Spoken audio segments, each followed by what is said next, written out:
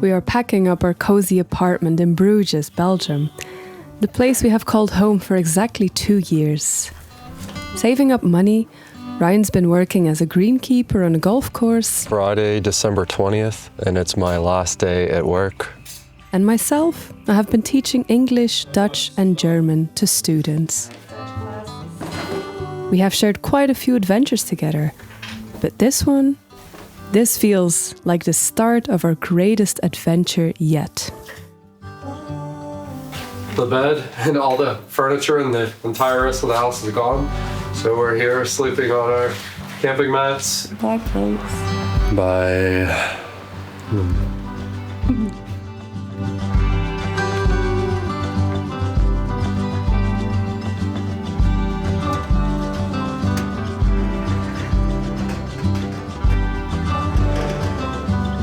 We're leaving tomorrow.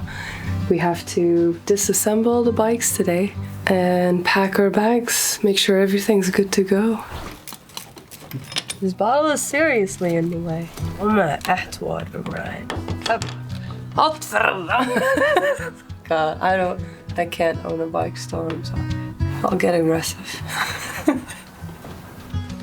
2025 kicks off with a bang. At the train station in Bruges, friends and family wave us off as we're on our way to Ushuaia, the southernmost city in the world. But almost immediately, we have to weather our first storm. The airline loses both our bikes and checked luggage. And the other bag has all of my gear in it. My clothes, it has everything that I need to take this trip. 2 days later, however, the bikes finally show up in one piece. What a relief, but the checked bag, gone. We found our bike boxes. Now let's peek inside and see if they're in one piece. They look good, eh? The boxes look okay. We at least have the bikes now, that's the most important part. All the rest we can figure out, buy new tents and gear, whatever we have to do, but at least now we have bikes. Inside that bag were our big Agnes tent, Ryan's sleeping pad, Helinox chair, clothes, and other crucial bike tools. All are lost forever.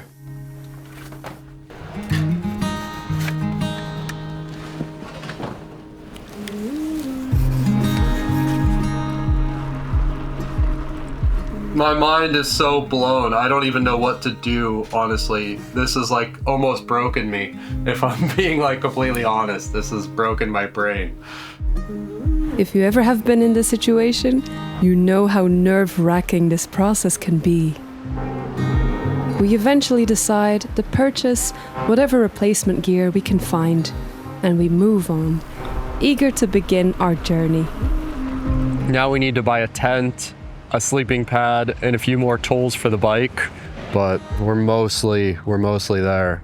After all the mishaps there, we now have a tent, we have a sleeping pad, we have all the gear we need to actually start this journey.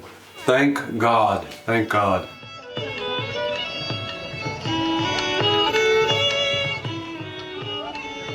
Today, we bike to the end of the world, we camp there, and we start our trek. And now Patalaska can officially begin. We ride into Tierra del Fuego. Let's go. After I put this away, gotta go in here somehow. Oh boy. Hola. Hola, ¿cómo está? Sí, el precio es 30.000, no es 40.000. Es 30,000. Ok, para los dos o... Por persona, por Ok, unidad, ¿sí? and con the bicis, it's... Ok. Sí, se pueden pasar. Ok, ok.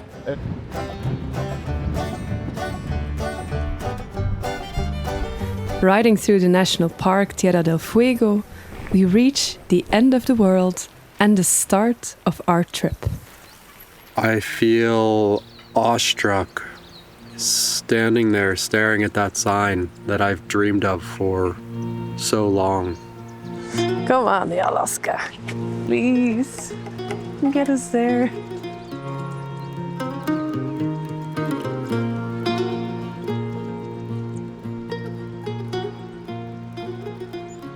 Bye-bye, Ushuaia. All right, this is the end of the pavement and the start of the hiker bike. They say it can take 4 to 6 hours.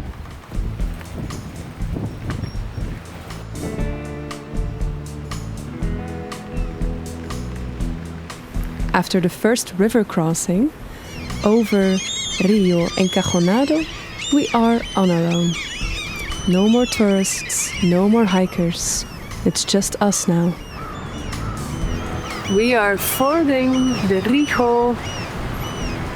The name escapes me, but we're fording the river that flows into the ocean, and our bike trail is on the other side of the river. So shoes off, and here we go.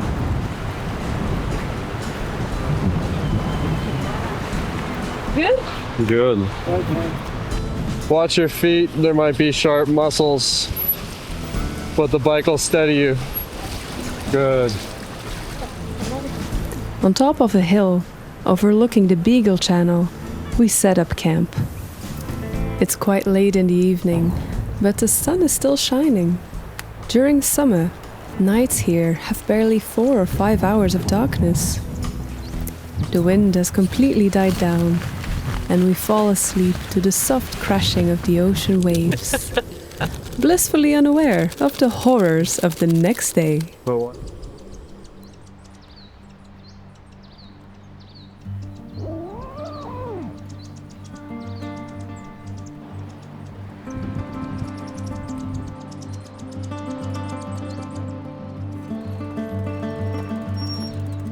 We're day 2 into the hike-a-bike, and things have gotten really difficult.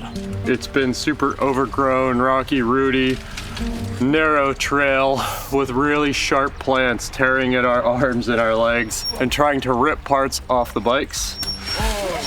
You're not quite an adventure, Penny.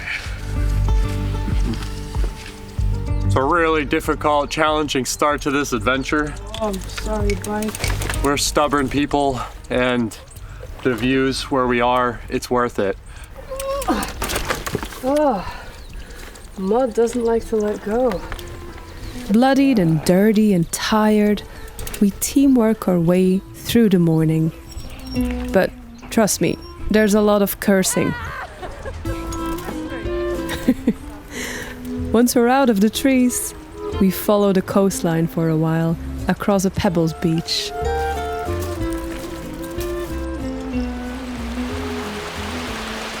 One more river crossing leads us to an abandoned farm, and for the first time, we're able to bike again. Hallelujah! Hike-a-bikes really makes you appreciate the little things in life.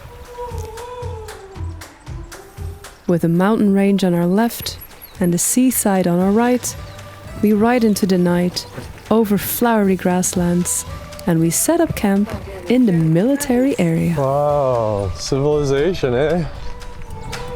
Whoa. Okay. Now how to get through it.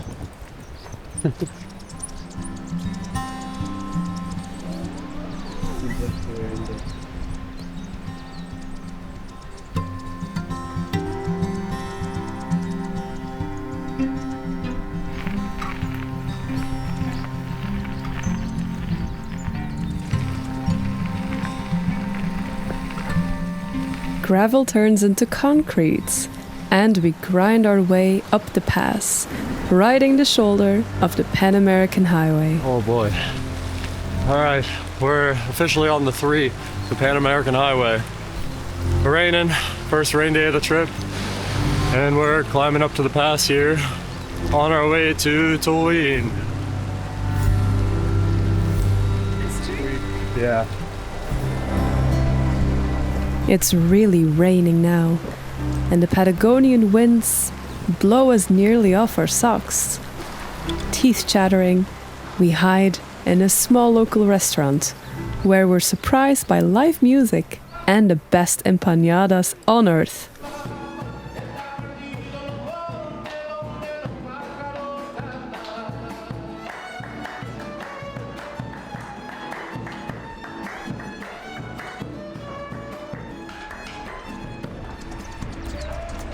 Strengthened once more by food and tea, we pedal on towards Uyuni, where we end up staying the stormy night in a teepee on a local campground.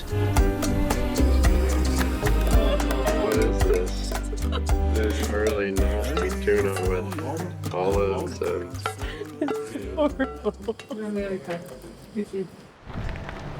After Tolwyn, the next stretch leads us more inland to the grasslands or La Pampa. Thousands of shades of yellow and brown. The plants here are just as harsh as their windswept environment, especially when you attempt to sit on them. Ow! What is that? Ah! Take it out of my thumb! Here, we are far away from the highway and civilization in general. Over the next few days, we get to meet a lot of birds, wild horses, and guanaco families, but we barely see another soul or traveler. Most buildings are empty and abandoned, like this hotel at Lago Yehuin. 48 just for you. Oh, thank you very much, sir. It must have been glorious in its previous days. The only constant sign of civilization here is the never-ending fence lines on both sides of our route. And death is never really far away here. Life on La Pampa can be relentless, both for us as cyclists and for the animals, such as the guanacos. We get used to the company of guanacos. They're like quirky members of the camel family, and they kind of look like a children's drawing. Our hearts are broken. A little guanaco separated itself from the rest of the group of the herd on the other side of the fence. And the mom jumped over it and tried to help it, and they ran both in front of us. But now the mom has disappeared, and the little one... Oh, I wish I could help you. What can we do for you?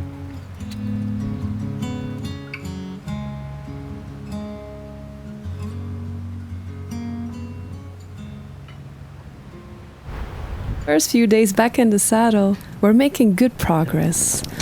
Until we aren't. The wind just spun me around and sent me flying. How it happened? Yeah. I didn't do anything, it just... Going the other way, stupid cow. Oh. With sudden wind gusts of 85 kilometers an hour, we barely manage to stay seated on our bicycles. I thought I knew wind from Belgium and the sea, the North Sea. Turns out I don't know wind at all. I can't ride my bike. Our average distance drops to 40 or 50 kilometers per day. Our only hope is that when the road turns to the southwest, that we can catch a bit of a tailwind and that it'll push us across the border and for the next 40 kilometers to a little town. Oh my God. Oh. We try and find refuge in animal shelters or whatever bush that we can find, hunker down in the tent, and desperately wait for better weather.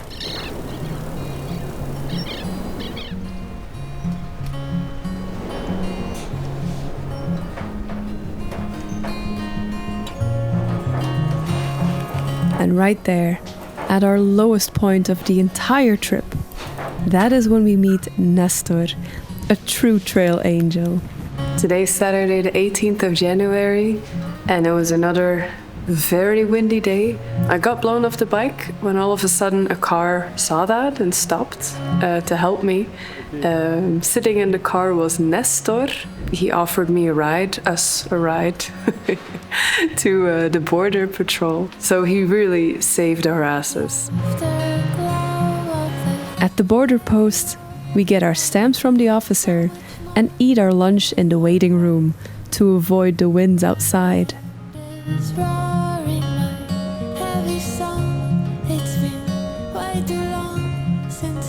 After lunch, the wind has died down a little bit and we ride into Chile.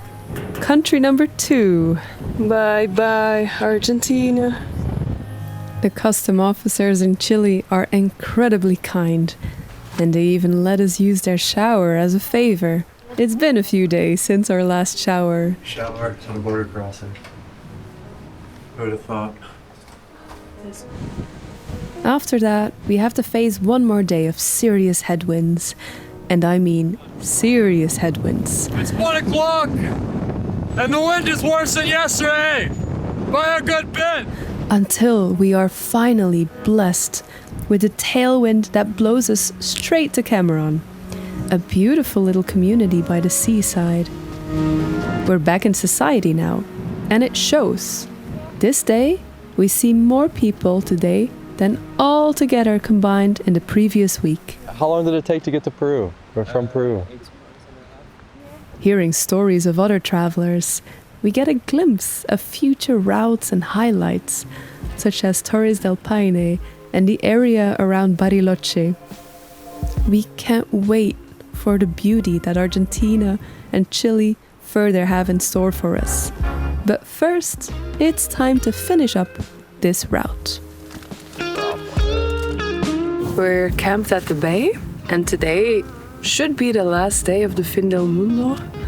We've got about 90-ish kilometers to Porvenir, where we can take the ferry to Punta Arenas. So that's really exciting. We've heard some rumors on the trail about the wind turning in our backs. So that would be amazing. That would be day 2 that we have a tailwind. So let's hope. Fingers crossed for that. The last day is the longest one yet. We ride 100 kilometers with a beautiful tailwind and some concrete here and there, New highway. making it really easy for us to cruise into Porvenir. I'm feeling a bit loopy because of the exhaustion and hunger. Yeah, so it's automatic pilot.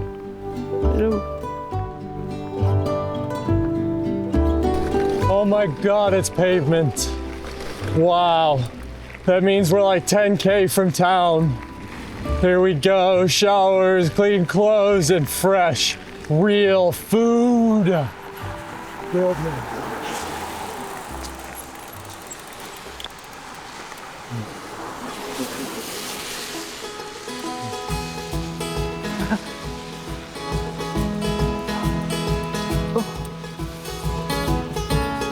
You did it. We did. We did it. How's it feel? Follow me to my fate. Beautiful start. Well, I'm Yeah. offering a steady hand. From there, we take the ferry to mainland Chile. And that night, we arrive, sleepy and sound, in Punta Arenas.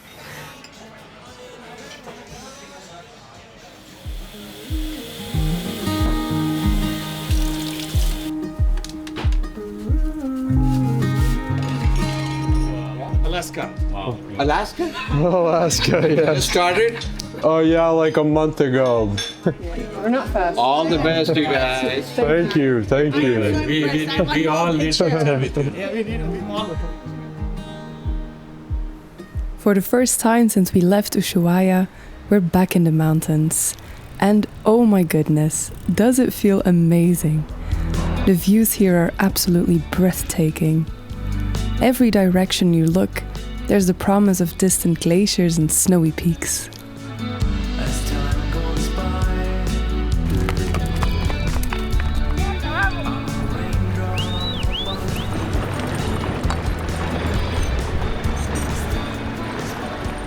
We take our lunch break at this gorgeous spot called Lago Porteño, a perfect lake for putting your toes in the water Oh, it's cold. and just taking it all in. And then comes our favorite part of that day.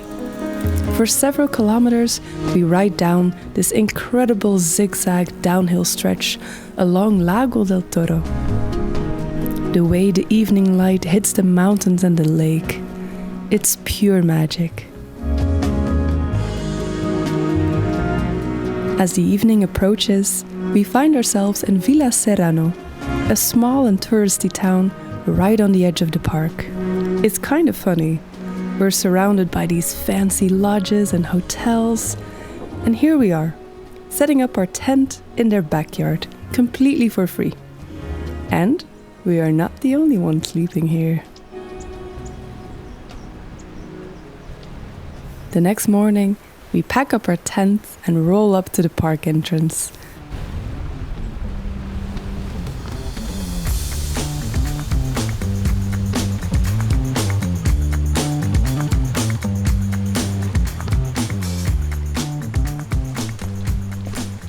Oh my God, what a place.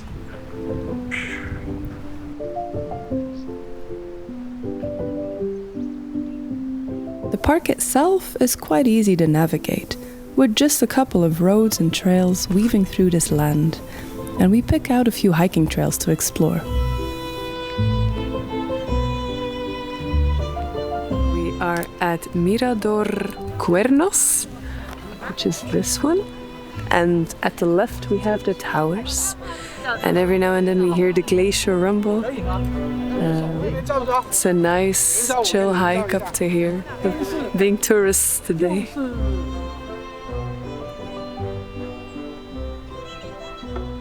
Above us, majestic condors ride the wind currents, while all around, these incredible aquamarine lakes mirror the glaciers. Nature's showing off here, and it looks like we've got front row seats in the show.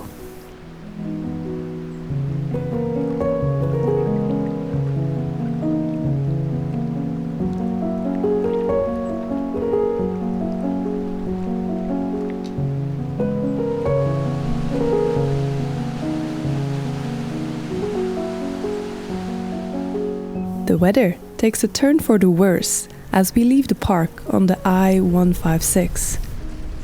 Our plan for the day was to bike to the visitor center and then climb up to Lago Torres for the viewpoint there. It's supposed to be spectacular, but the weather forecast is pretty bad. It's high winds and rain for today and tomorrow. So I think we're just going to leave the park. After sunshine, it's rain. Days like this are great for one thing: making miles. There's no view, and you can't stop because you freeze your bum off. So the only choice is ride, and ride fast so you stay warm. Yes. There's also construction work going on, but the friendly park rangers, also known as the Guarda Parque, give us the green light to pass through.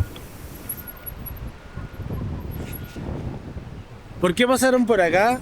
Está cerrado allá. The construction crew even becomes our personal escort, guiding us safely down to Lago Sarmiento. Gracias. Adios. Up until the moment that Mother Nature decides to show us who's boss.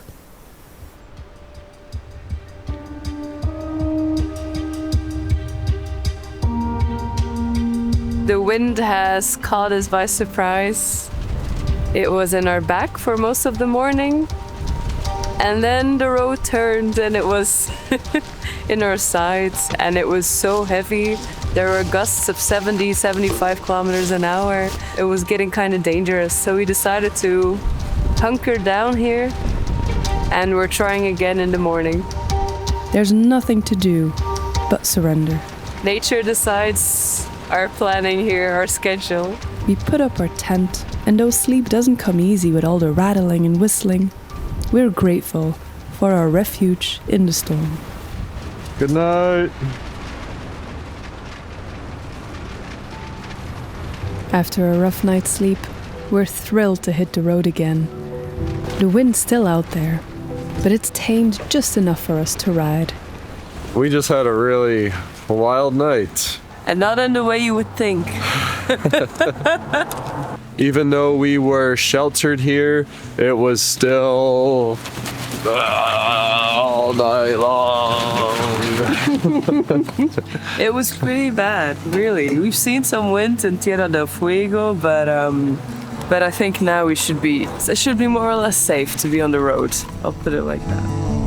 And so we leave the shack behind and cycle onwards.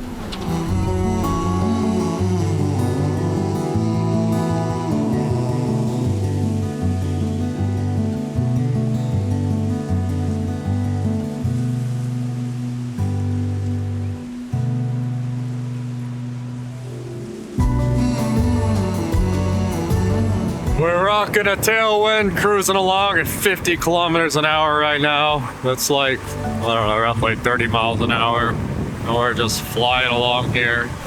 Don't need to pedal anymore. The wind is just pushing us along, and it is incredible.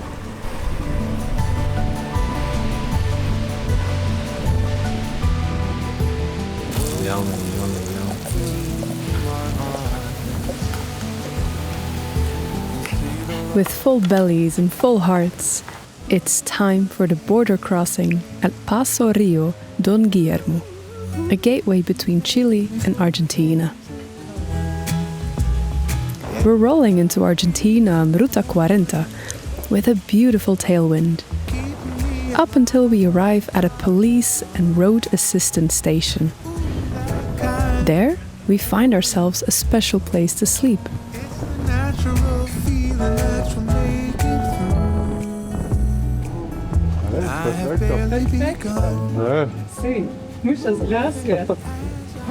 Grateful to be sleeping inside, we accept, and we settle in our sheltered home for the night. It's a little dirty, a little grungy, but God, I am so happy to be inside. This is honestly a really great. It's incredible. It feels like you're in a boxing fight with the wind. And you don't have bruises, but you feel the impact of getting swung around at 70 kilometers an hour. So You can hear it just thumping on the side, trying to get into this trailer, even trying to break in. We're closing in on El Calafate and are now roughly 100 kilometers away from town. What's our plan for today? ride, get the hell out of here. How far are we riding? 100 kilometers. For the first 17 kilometers, it took us 2 hours. Oh, okay. So have fun in the tailwind. Yeah. Jealous. Along this road, we meet several other bikepackers, going north to south. It's tough going today, for everyone on the road. I'm okay, how are you?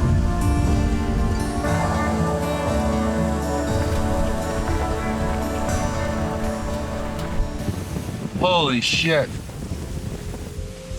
I need a new wheel. Really? Yes. Oh shit. My God, all my whole rim is cracked. Oh fuck. All the spokes are pulling out. Holy shit, yeah, that is not good at all. This is quite alarming, especially because we left most bike shops behind us for quite a while. But we pedal on, taking refuge in an abandoned police station, and cheer ourselves up with uplifting messages from other travelers and cyclists.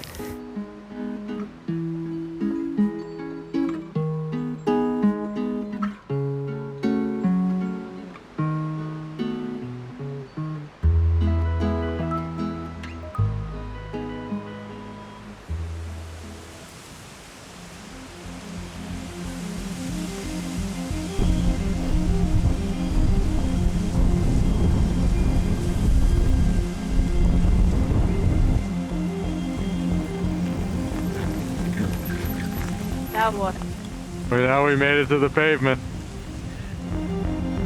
Pavement. After all the struggle, we ride for many kilometers in the yellow light of the evening steppe and simply enjoy the most wonderful evening.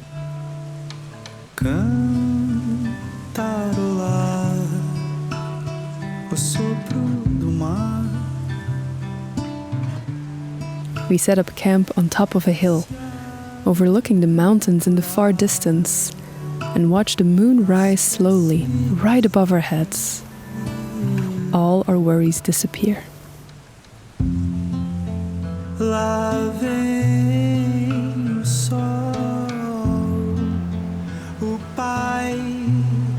During our stay in El Calafate, we decide that we cannot pass up on visiting the third largest glacier in Argentina, the majestic Perito Moreno Glacier.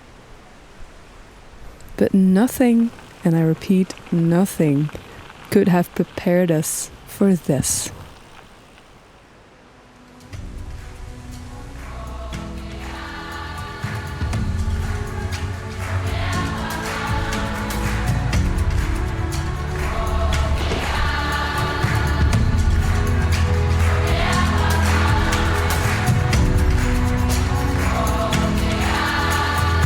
Ice in Perito Moreno starts to break more and more often. It's super fun to hear, a little scary too. You feel your primal instincts freeze. And it's been fun seeing the glacier in the morning, afternoon. It changes with the light and the sun and the clouds passing by. It's very much alive. It's interesting.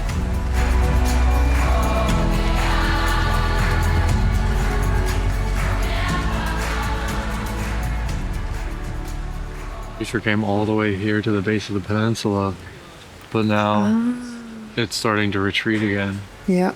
They said for what, like 50 years or more, it was pretty steady state. It was stable, not really moving. And then since 2020, it's starting to retreat again. Yeah. So it's no longer growing. No longer growing, now it's shrinking. Glaciers all over the world are rapidly melting and disappearing. It's hard to put into words how it makes you feel, and that seems to be the general feeling. Because even though there were many visitors, everyone was completely silent for minutes.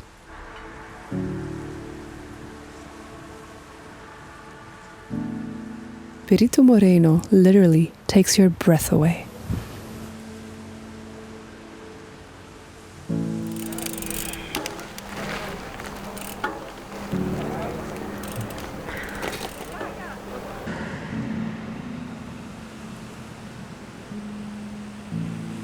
We have one more stretch to go before we reach the end of this chapter, El Chaltén. The town has been on our radar ever since we watched The Alpinist, an excellent documentary about the life of climber Marc-André Leclerc. Tough day. Trying to go from El Calafate to El Chaltén with stress on trying. Oh, I haven't seen Ryan in over an hour. I hope he's not in a ditch somewhere. Bye.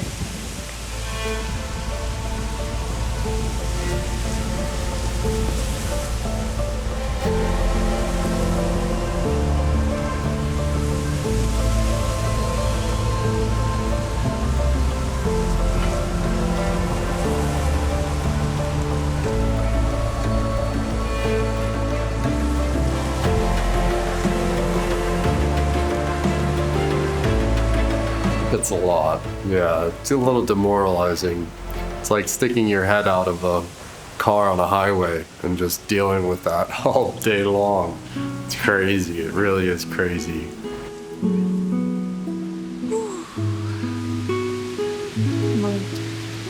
I think I gained 15 wrinkles today. Yeah, I cried my eyes out. The morning was going well. You were happy, talking to others, and then it kind of all went downhill from there. The winds are supposedly even worse tomorrow. I can almost cry at the thought of that. And I know, we chose this. It is completely our responsibility from going south to north. We've weathered it for almost 2 months now. But if tomorrow is up in the 70s, the wind gusts 70 kilometers an hour, we might just say bye. And we might ask people if they want to take us to El Chaltén. We're 100 kilometers away. It's not far. Should be manageable in a day. But at our current state, it will be 2 very long, very hard days. And I don't know, Ryan's up for it. I don't know if my mental, if I have the mental capacity. Sometimes you gotta give up and let other people help you.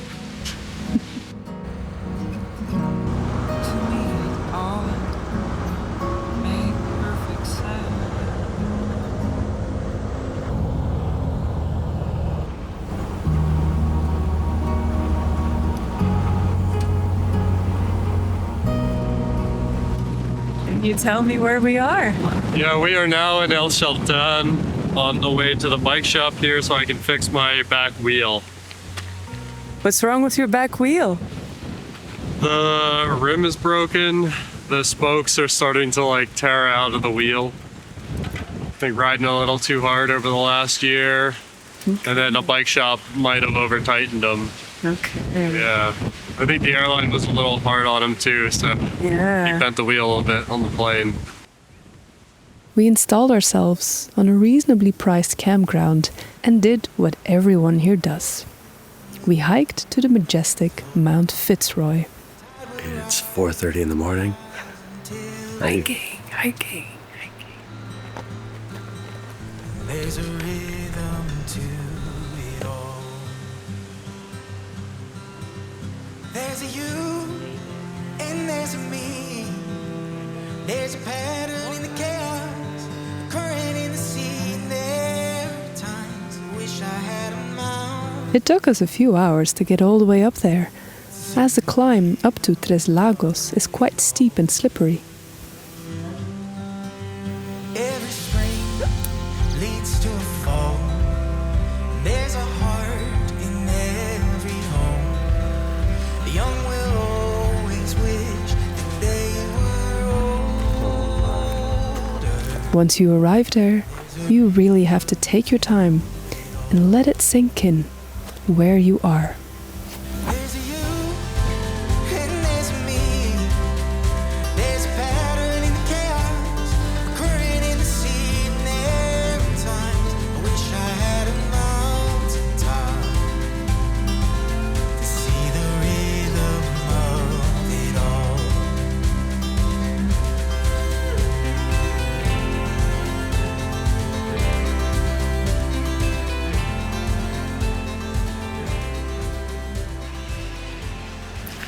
What are we about to do? We're about to take the ferry across the lake here to avoid a really nasty 8-kilometer hike-a-bike.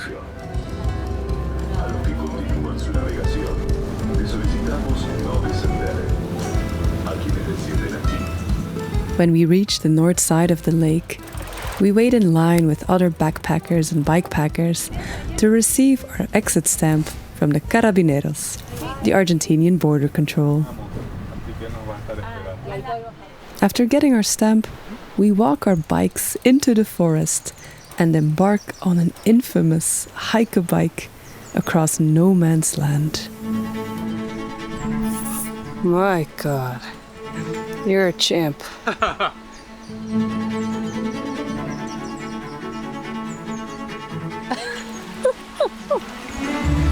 Oh, I can't believe you. Now you expect me to do this? Oh. Pushing bikes onto steep hills and carrying them over tree roots. But in the end, we managed to get across. Adios, Argentina! Adios! See you in a month. Yeah. Hasta luego. Hasta luego. And lo and behold, we're back in Chile, baby. Let's eat a lot of food tonight. I'm hungry. We're now on the other side of Lago O'Higgins, heading into the town Villa O'Higgins. We made it, ferry number 2. Library, and it said it's so remote. Oh yeah? Now the journey can begin.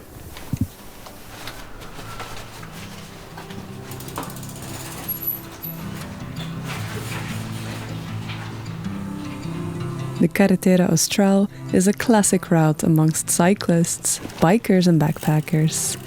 Just recently recognized by BBC Mundo as one of the most stunning roads on the planet. Carretera Austral. Yeehaw. Hello, husband. Immediately, we're blown away by the amount of water and greenery, especially compared to the dry and vast steppe we've been cycling through so far. Now, waterfalls decorate the road, and lakes and streams graze the landscapes all around us. All right, go. We spend our first night out in a small cabin, privately owned, but its doors are open for weary travelers. A super kind gesture by its owner. Fire master.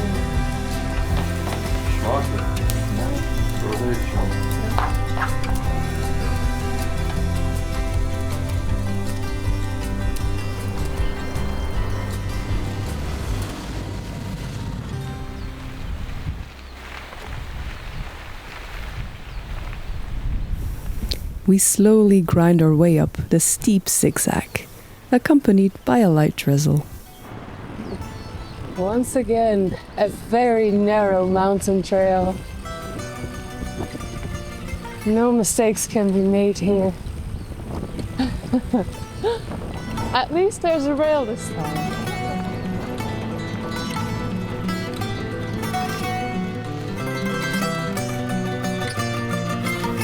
Once we reach the top, we spiral all the way down to the junction between Tortel and Cochrane. That's where we came from.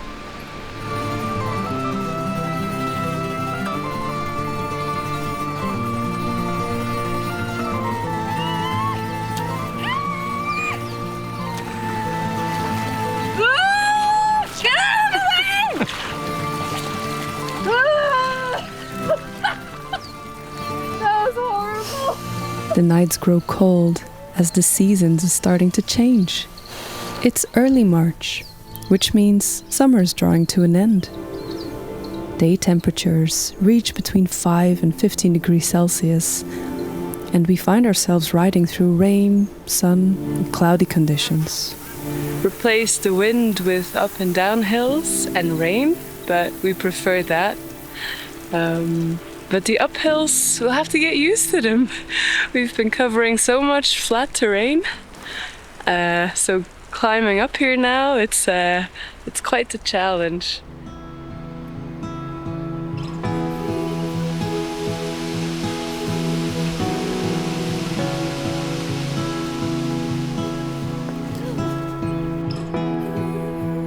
Normalmente. ¿Dónde viene? Soy de Bélgica. ¿Dónde? Bélgica. Bélgica. Sí. Ah, Sí. Lejos. ¿estás sola? No, con mi partner. Nee, es lente.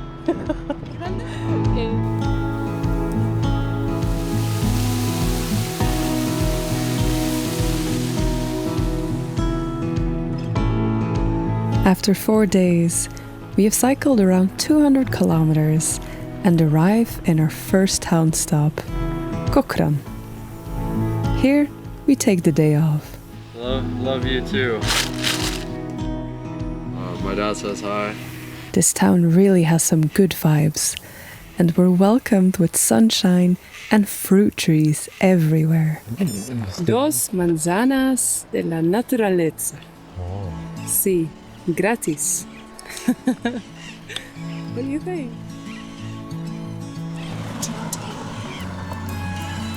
Dust, dust, dust. It's tough going out here. It's like straight up, straight down. We've just finished the second climb. Nice, baby. Thanks, yeah, tough climb. Tough climb. Now we'll descend down here to the Rio Baker and some beautiful confluence where the waters are said to mix blue and brown. So we'll go check that out and hopefully set up camp around there. El río fluye, nunca solo está, solo está. El río fluye, nunca solo está, no solo está.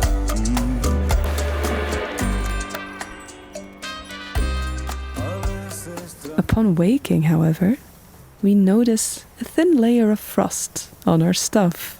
Just another sign that autumn is knocking on our door. Look at that. Oh goodness. We're chasing summer, but And that's your pants, huh? it's my pants. Wow.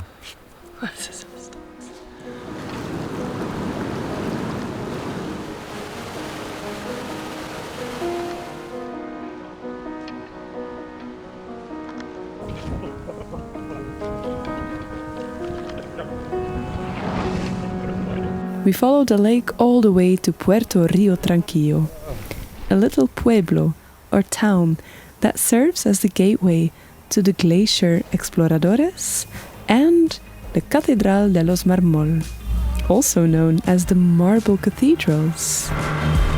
Very touristy, yes. Very popular, yeah, that too. But in our opinion, it's also very worth it. What is it? It's like all little fingertips, like thimbles, pressed into the marble. I wonder if there are any bats or spiders.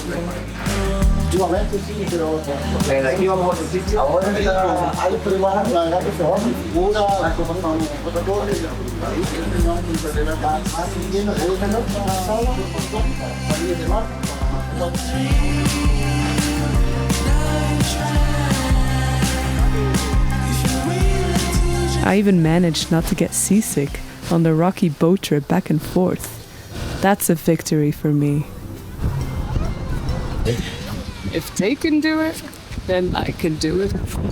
Fingers crossed. I brought a baggie.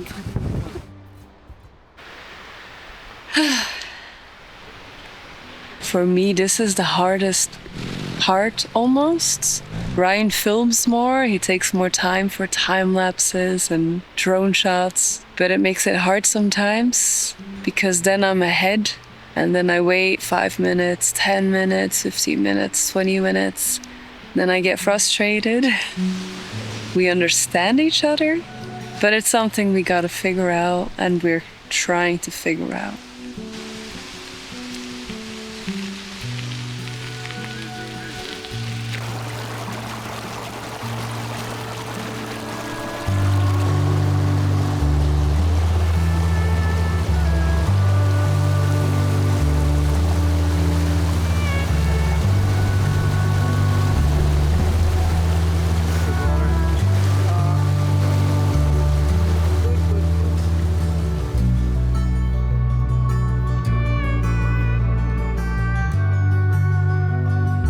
Good morning. Good morning.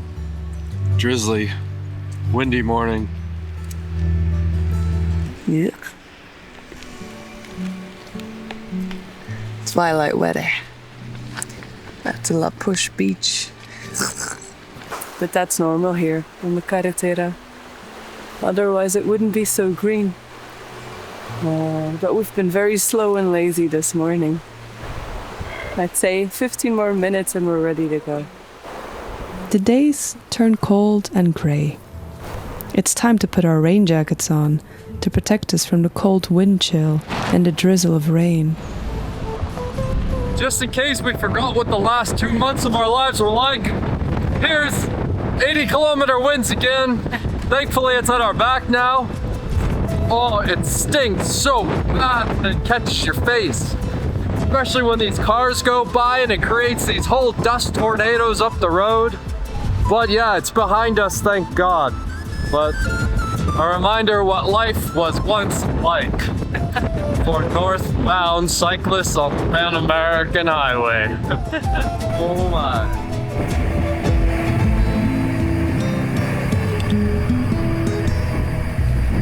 Autumn colors are popping left and right from the road. And we even spot our very first huemo, the largest deer species native to Chile.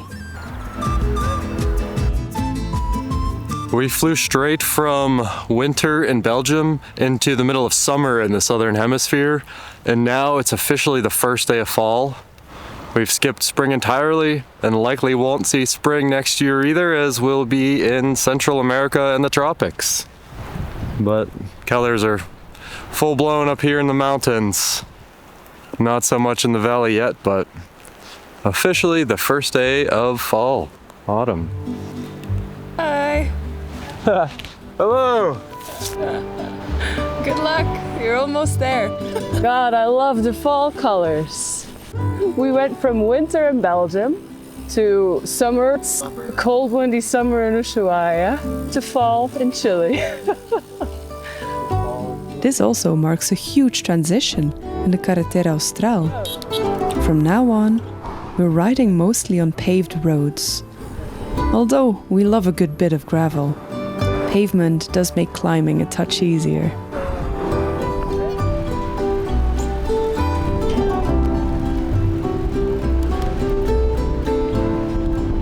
As traffic increases and more houses pop up, we know that we're close to the big city of Coyhaique, the unofficial midway point of the Carretera Austral.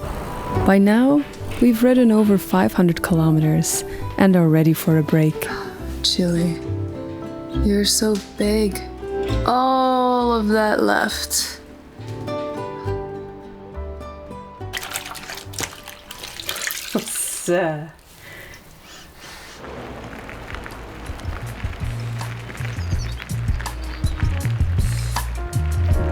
Up until now, we have been so spoiled by near empty roads and riding in tourist areas. This feels a bit like coming back to the real world, where time and work rule. We know and realize how privileged we are to be able to do this, and we gratefully climb our worries away on the road.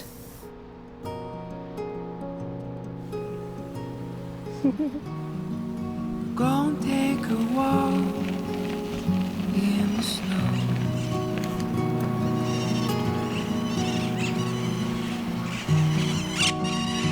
It is a medicine for the soul.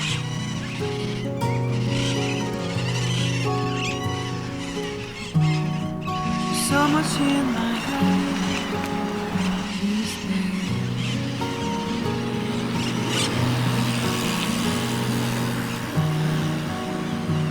In the winter sky. You made it! Yee.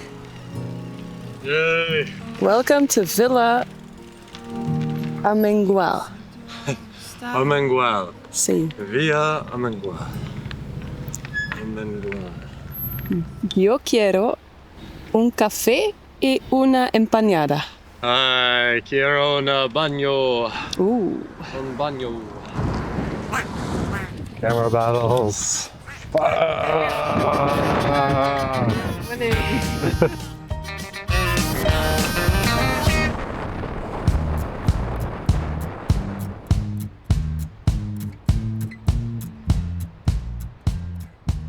The sunny days grow darker once more, and armored in rain gear, we climb our way up the green tunnel of Paso Coilat. Paved all the way, up until the descent, where we are met by a very bumpy gravel road. Much to our surprise, the descent feels endless.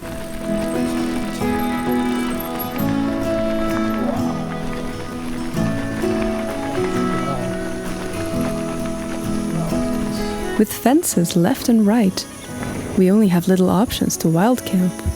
Yep, we're working for camp tonight. Classic. A long day. All of my difficult evening.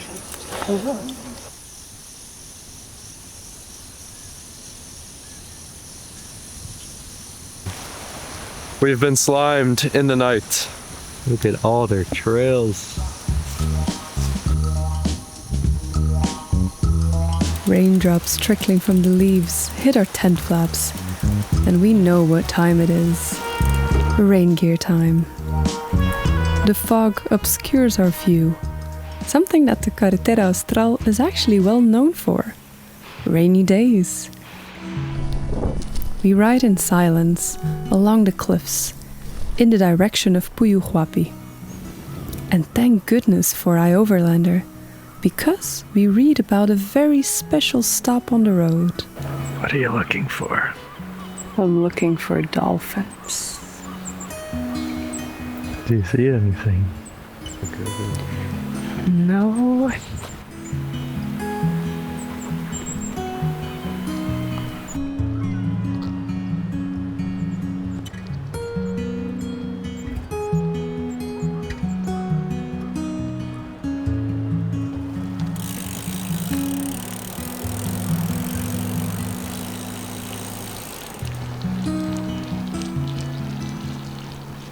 The Carretera Austral is coming to a close.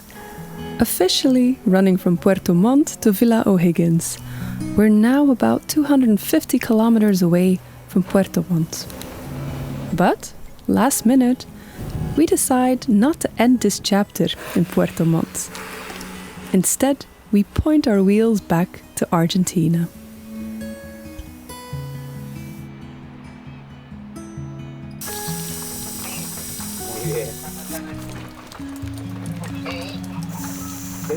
Just when we venture off the Carretera Austral and think to ourselves, well, now we'll hardly meet any other cyclists on the road, that's when we meet Sam. Check. Hello, I'm Sam.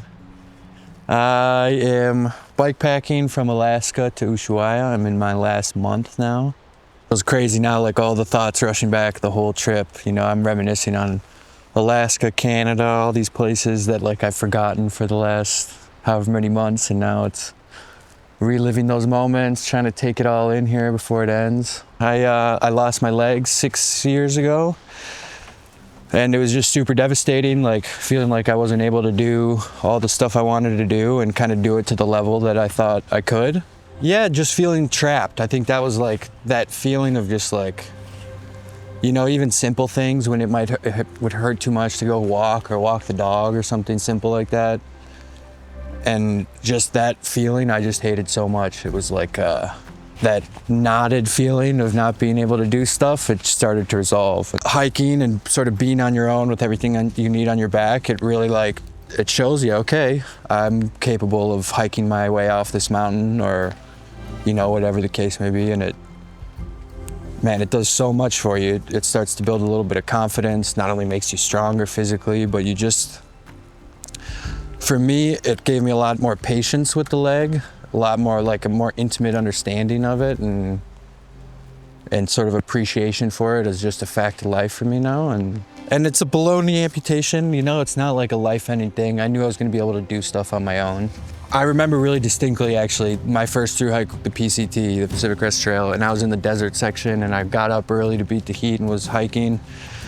And I had this moment, and it was just random. It was dark out, you couldn't see, it was just so strange. And it was this first time I was just overcome with like gratitude. I was thinking about people in my life that I love so much, and like, I just thought it was so amazing that I was just out there at 4 a.m. under the stars hiking, and it was like, it made me so emotional. I'm like getting shaky thinking about it now, but it was a feeling unlike any I'd had up until that point. And it seems like one that I can almost only find when I'm doing stuff like this.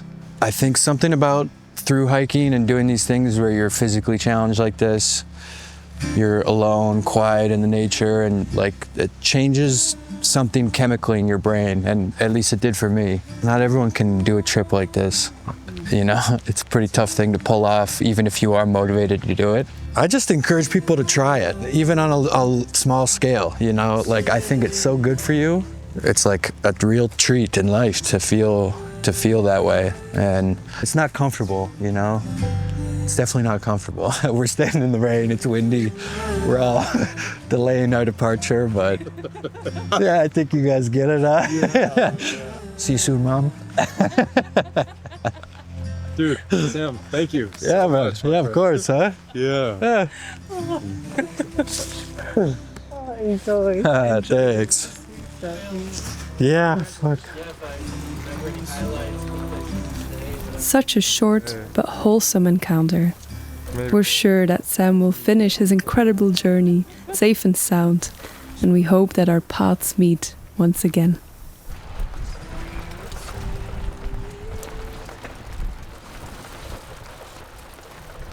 We say farewell to the Carretera Austral, a route that we absolutely adored riding.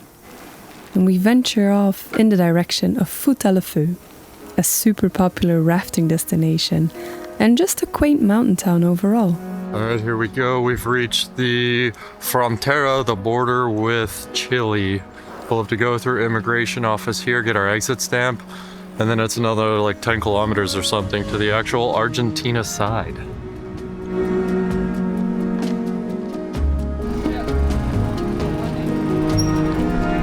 This marks the furthest point that we have really planned. Now, the roads ahead felt far away. What paths would we take? Where would we go? Our gut feeling told us this is where the real journey begins. This is kind of the last section here at Patagonia for us. And then we're into the unknown, phase 2 of the adventure. And here we go, phase 2, Pat-Alaska. My pedal just fell off while I was riding. Damn it. You hear him squeak? Just gotta make it to town. And I'm a little snotty. And I'm upset. Yeah, she's bratty. I don't know why she's upset either.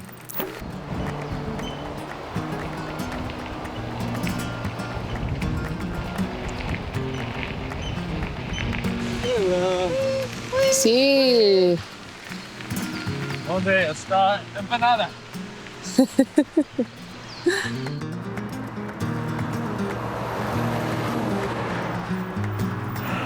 Like a few people have said, oh, you've been traveling for so long, but it's like the worst thing that's happened. I'm like, oh, like nothing. Nothing. I've been having a great time. And I'm like, oh wait, actually, Wait a minute. lost my phone, lost my wallet, stayed at some pretty dodgy places. Like, You lost your wallet? yeah, it got pickpocketed in Mexico. Don't say Colombia. Mexico. In Mexico City?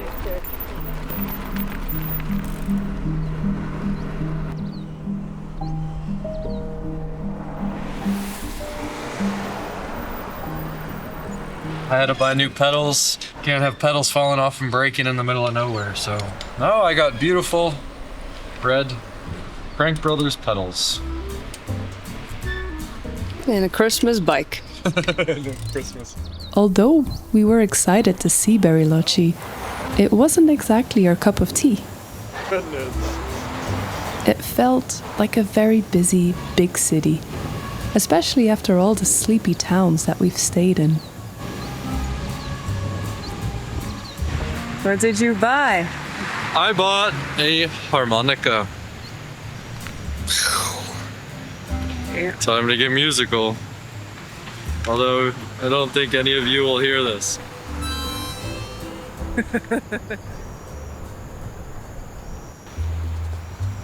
From Bariloche, the Ruta 40 leads to San Martín de los Andes. This short, scenic stretch of road is called Ruta de los Siete Lagos, which, you guess it, winds its way around 7 lakes. And we managed to find a beautiful lake camp spot almost every single night. Oh, are we sure about this? It's so cold. Do it! Do it! Do it! Go! Yes! Oh!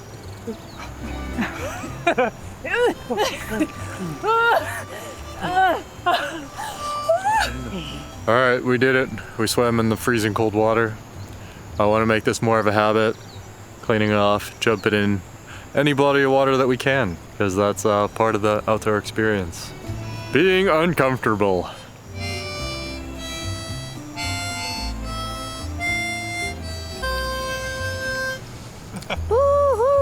Goodness, it's been a long time since I played one of these.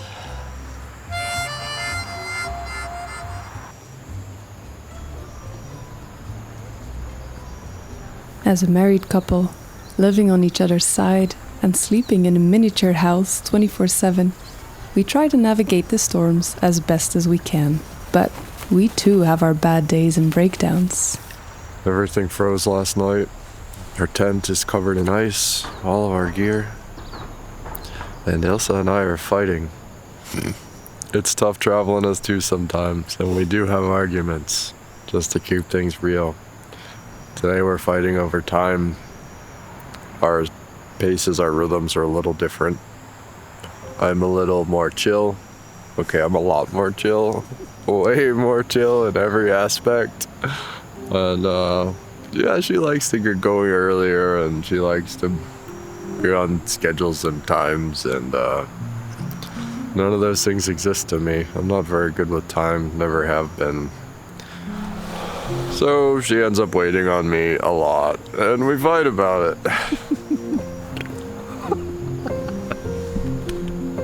Fortunately, we've learned to open up to each other and communicate about our struggles as best as we can.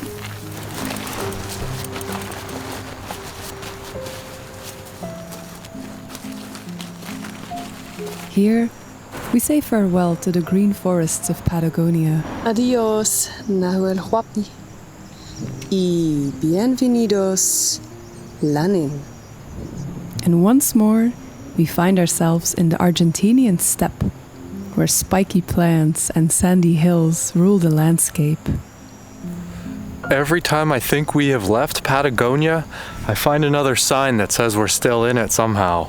We bought a map when we first arrived in Ushuaia of the entire Patagonian region.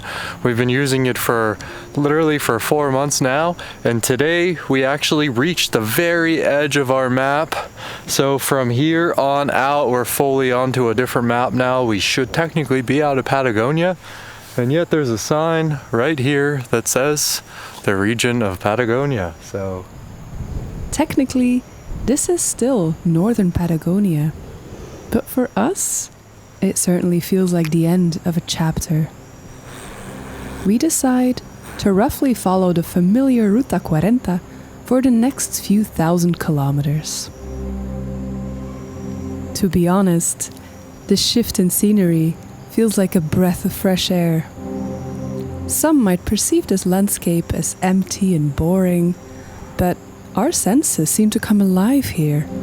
Unlike the dramatic appeal of the Carretera Austral and southern Patagonia, we see subtle changes in texture and light, from sunlit yellow and brown colors to golden hues in the late afternoon. There's so much beauty to be found in the Argentinian steppe.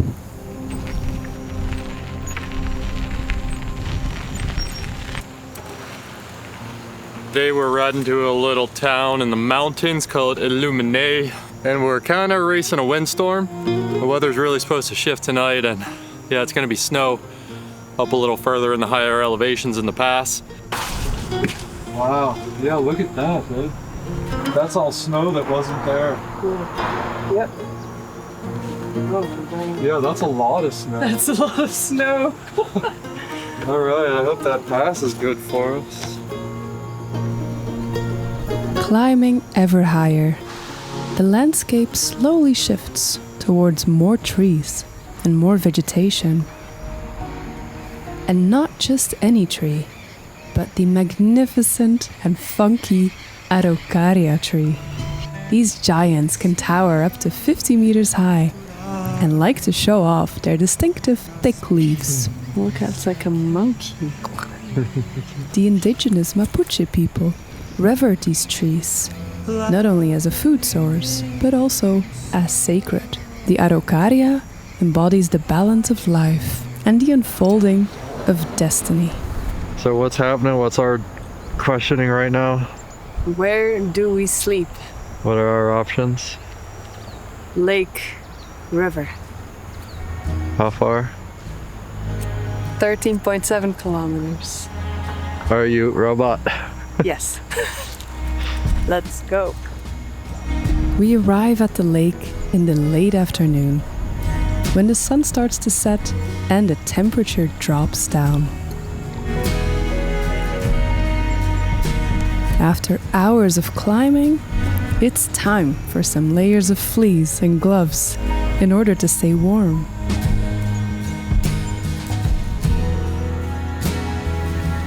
We reach the snow-covered summit of Paso Pino Hachado at last. However scenic it may be, we can't help but wonder, is this what the entire route will look like? There's a lot of snow up here. You can tell the other day, this was all covered in snow. Winter is coming.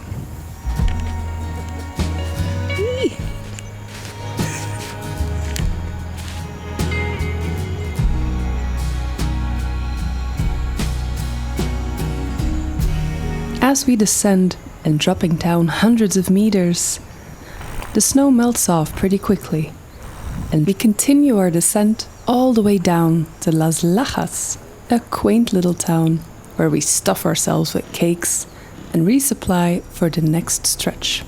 One of our big rewards when we come out of the mountains are these like cakes and pastries and well, all the good stuff to fuel us. It's our gasoline out here. We're officially back on the iconic Ruta 40, one of the longest highways in the world, with stunning views of the Cordillera de los Andes. We witnessed 3 condors soaring in the air right above us. We've seen them from distances, and it's the first time we've seen them up close. They're really majestic, and it's so quiet here. It's a very empty road, so we could hear like the flapping of their wings. In this part of the Ruta 40, distances from town to town easily stretch between 100 and 200 kilometers. Though the riding was relatively easy, water and food were scarce on the road. Hi, do your thing, do your thing. So we packed as many supplies as our bikes could carry.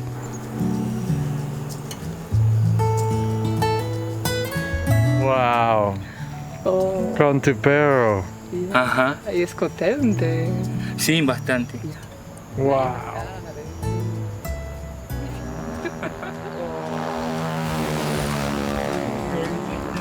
Just laying on their bikes? Vale. Argentina, you crazy. Estás loco.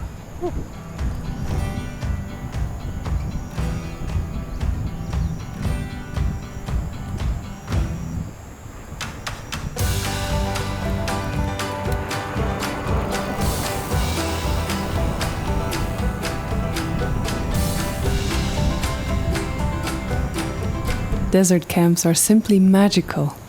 There's tons of space to lay your head down and watch the dark, starry skies that lull you to sleep. In the morning light, you're greeted by pastel-colored sunrises and songbirds.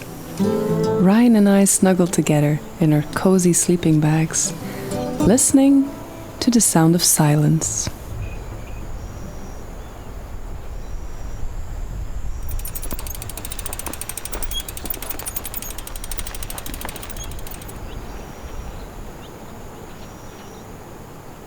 He is a handsome patron, huh? The patron of the rebels. All along the Ruta 40, we keep bumping into these red-painted shrines for Gauchito Gil. Cars and trucks will honk when they pass by a shrine of him. His color is red, so everything is decorated in red. And he's like the patron of like the rebels. People will honor him with cigarette butts and liquor and booze. Definitely a pirate. He's not exactly your typical pious saint. But that's exactly what we like about him. All right. 68 kilometers. Got a nice little pavement detour here. Or pavement detour. A nice little Ripio detour. Woo.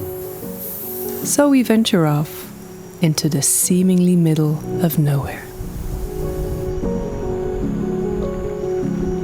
We climb and climb and climb until exhaustion hits.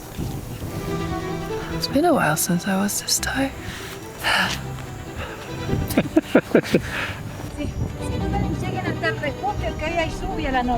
Ah, lluvia esta noche. Okay. Okay.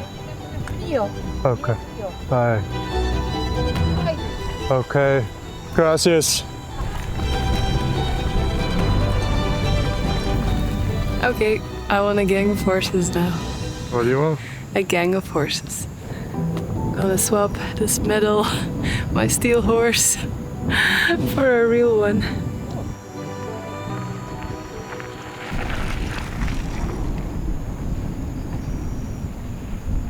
We devour our lunch at the summit and enjoy the proximity to the nearly 4,000 meters high volcano Tromen. Then it's time for a tremendous descent. 1,400 meters down the mountain. A little too fast. Sketchy. Our brakes are working overtime.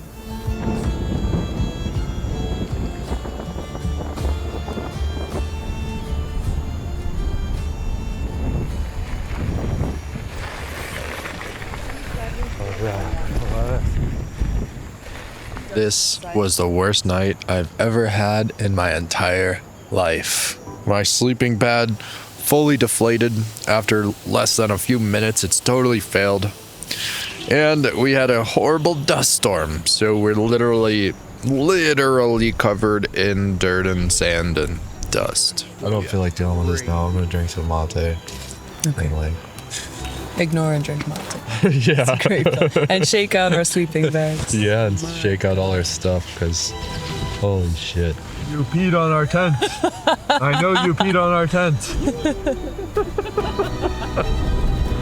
It's gonna go in the garbage now, and I'm gonna sleep on the cold, hard ground for a few nights. Bye, Clement. Thank you for your service.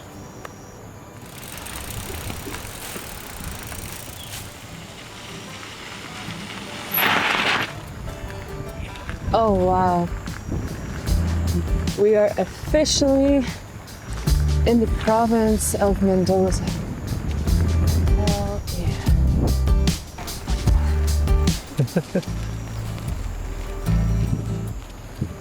It's like we're one of the herd, riding with the horse family. Yeah, baby. Next on the menu comes another challenge. 100-kilometer Ripio stretch on the Ruta 40. But tomorrow in the morning we get a severe windstorm coming in, so we'll have to cover that whole distance pretty much tonight and then finish it off in the morning then, so that we don't get stuck in like 90-kilometer winds again. All right, here goes the Ripio.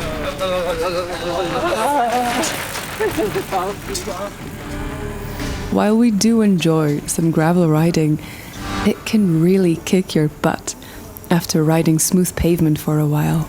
Tough going, eh? Tough going. We struggle through it, and we're not the only ones having a hard time. Hola. Ay, no bueno. Oh, shit. ¿Y puedes ayudarte o...? ¿Me querés ayudar? Sí. Ok, ok. Agradezco porque Yeah. tengo problemas respiratorios y me canso. Fellow travelers had already warned us of a serious windstorm coming, with gusts up to 100 kilometers per hour. So trying to avoid his horror, we push on, despite fatigue and thirst.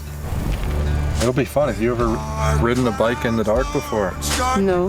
Is it fun? It is fun.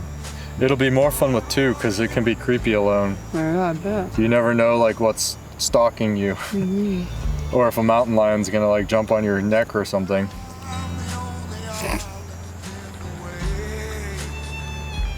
The storm is forecast to begin at 11 a.m. Oh, there goes the sun. So the night before, we attach our bike lights and tackle the Ripio as if our lives depend on it. Into the sunset. After 80 kilometers and a 1,000-meter ascent, we collapse from exhaustion and thirst. We've only got 4 hours until the storm hits, and time is running out. So we pack up and start cycling around 8:30 a.m.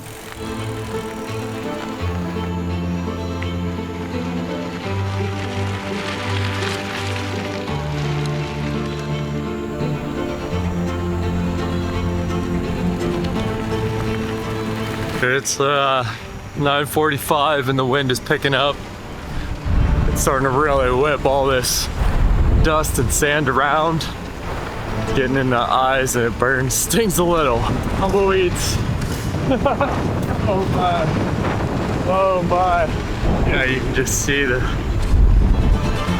sand whip across the valley here. Oh. Oh. Oh. Ow. Oh my God. Oh, I'm gonna light the hole up. Because we cannot do this.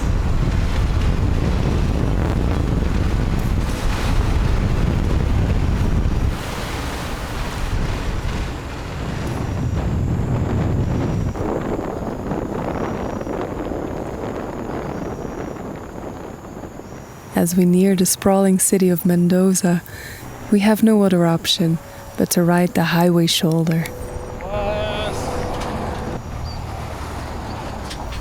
Hole number 2.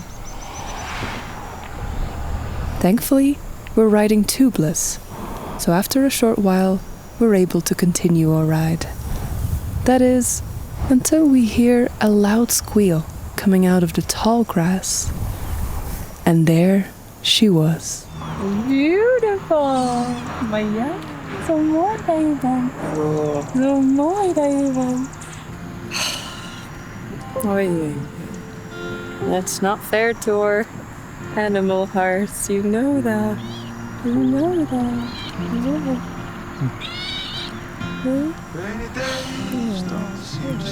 that. She starts walking up and down our arms and trampling all over our hearts. What are we going to do now? We can't just leave her behind.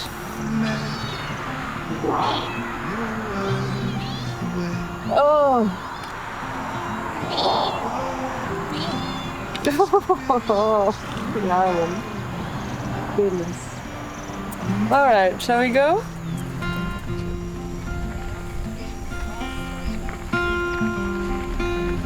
Talk for hours and never slept. Just silhouettes on the concrete steps. What happened, Ryan? I was kind of expecting to find an animal that was injured, hit by a car or something. And then all of a sudden there's this little tiny kitten. She came running after the bikes, just screaming, literally running down this gravel road behind us. Screaming for us. So then I turned around and I stuffed her in my shirt. And I don't know, here we are in a little campground now with a little baby kitten that's probably only like 3 months old or less. She's young. Now she's lost. Lost her mom, lost her family. The daughters of our campground host are also smitten with the kitten, who we decided to give the name Gaia, Mother Earth. She likes it there. They're happy. It's her safe space. Yeah, she's just purring away.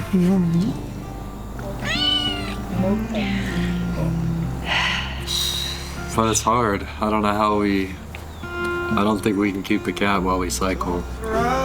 Yeah, it's hard, and I don't know what to do. We're trying to look for a place now. Maybe we can leave her in Mendoza with somebody. We're under attack. All the animals have been here. This has become the animal tour. Oh my god, this is unbelievable. Animal tour of Argentina. Nee, kom. Allez, nu is het genoeg. Hup. Uh-oh. They're horrible, aren't they? Ugh.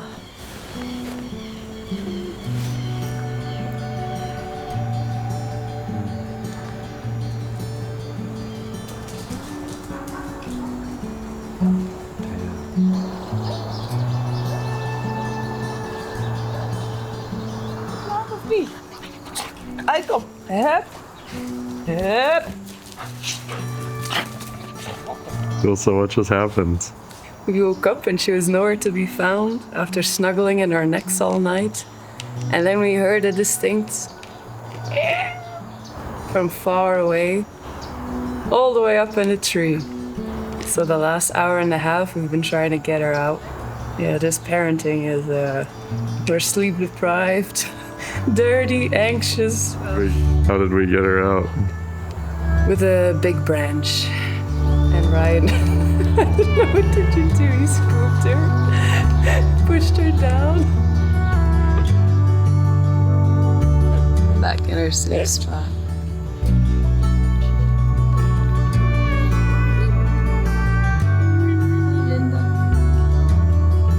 It's Gaia now. Gaia, that's right. So next morning, with breaking hearts, we pay a visit to the nearest veterinarian, who takes one look at Gaia, immediately falls in love, and decides to adopt her on the spot. I miss her.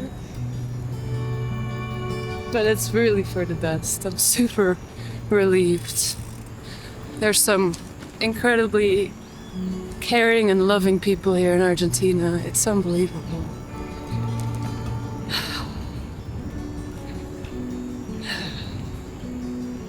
What, you trying to catch a tear?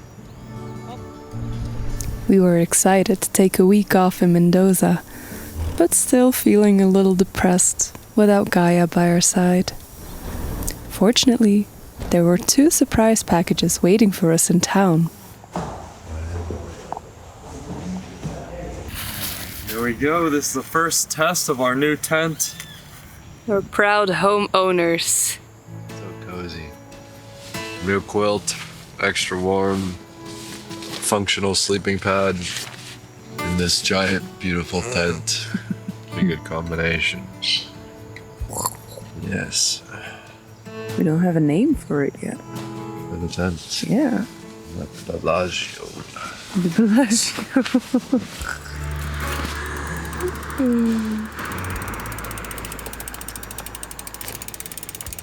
After the first few peaceful and cozy nights, our new tent gets to tackle the biggest challenge of all.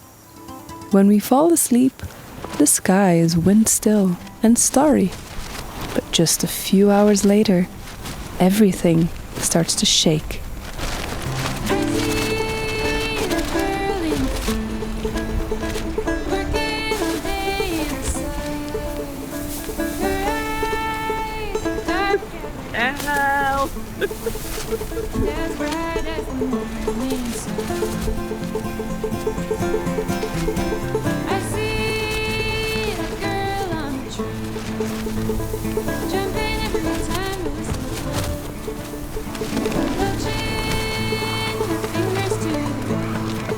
Oh.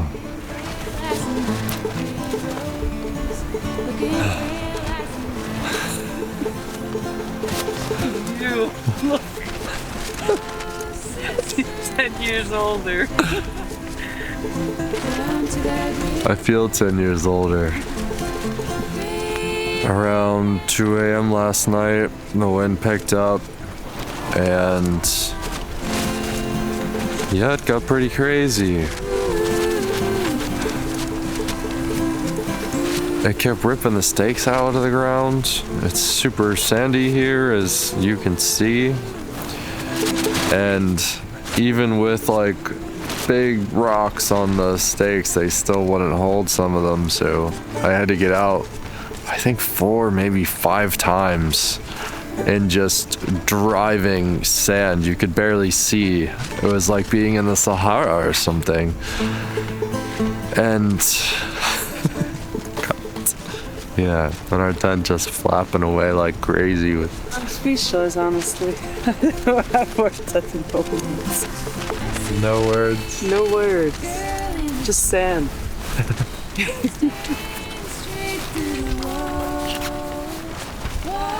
I think it's noon now. Is it noon? Yeah, it's after 12 now. And it's finally like calming down enough that we can actually get out of here. And even the birds are upset. did you hear them last night? Yeah. Right before it all started. Yeah. They started That was freaking a out. warning sign. Ay, ay, ay. Yeah, it's gonna take us a while to get all this sand out of here. Holy heck. This is crazy. Oh.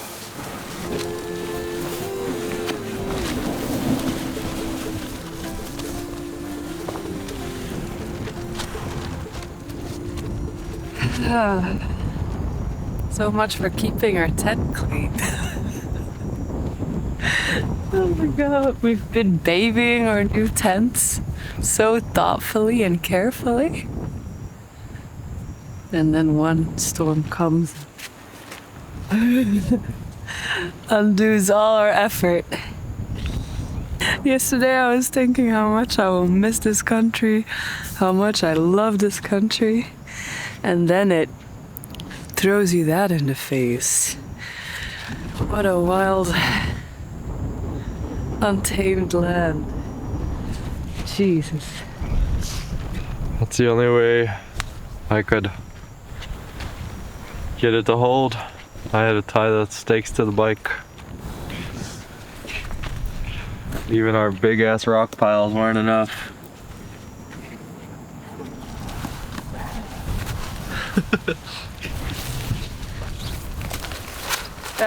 Ryan, please hold on my side. You know, in the end, all of our gear survives the storm. And we? Oh well, a little more traumatized, but overall, we're hanging in there.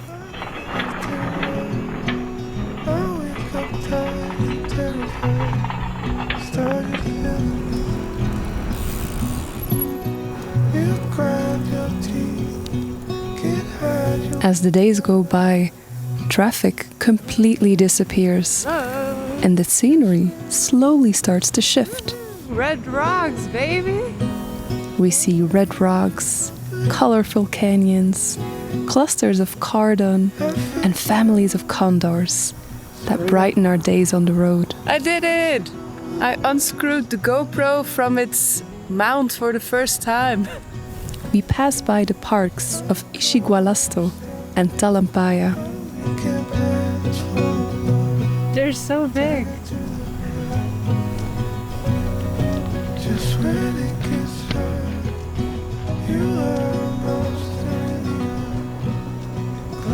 Holy shit. After a few thousand kilometers, my tire's pretty worn out. So now the smallest thorns cause it to leak like crazy now.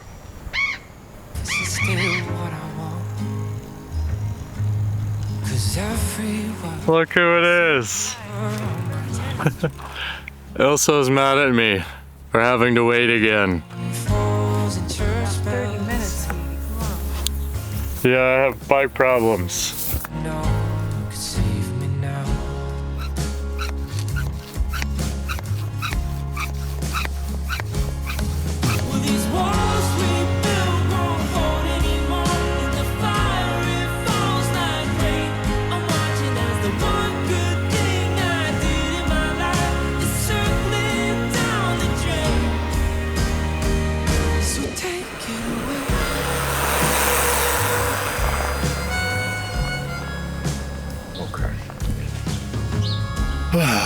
Tire's still bleeding there. Hope just a bunch more sealing and maybe that'll do the trick. We'll see.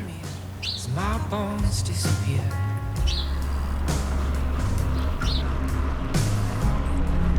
Just like a ghost, I will haunt these halls. You may hear my steps, but I won't speak at all. And the rain falls and church bells sound. Not a soul I know can save me now.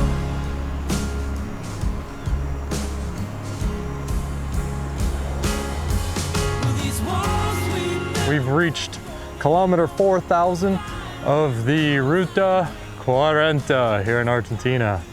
We're quickly approaching the end of our visa, almost 3 months in. So it's time for us to skedaddle, get out of here and get into Bolivia.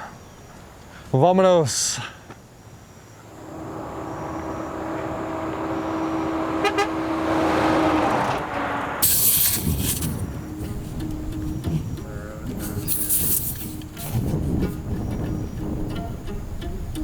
All right, we have a working tire again, and I'll celebrate with a donut.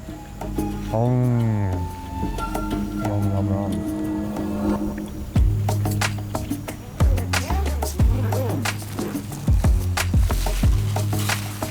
Yeah, the whole tent is frozen. Nice. Such a freezing cold night. How you doing? A little cold and grumpy, I guess. Oh my god. Careful. Hey, no, it's completely frozen. See? And on one side, because it was laying like that. This was the coldest night yet.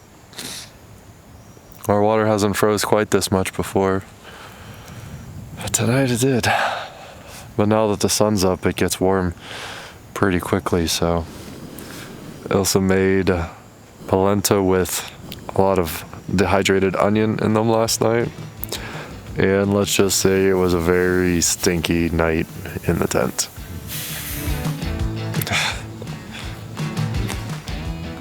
I wonder how long until the water defrosts. Oh boy. 40k from town.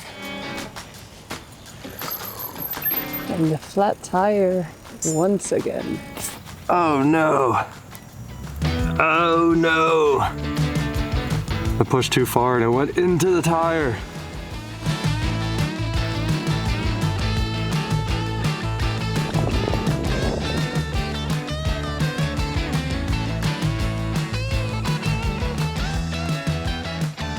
Both of us woke up with the strangest sound. I can't even imitate it. But it sounded dangerous. Ryan went out to check. I was too afraid, so I stayed inside my sleeping bag. And Ryan saw a pair of glowing eyes looking back at him. Was it a mountain lion? Was it a donkey? Was it an armadillo? It was loud.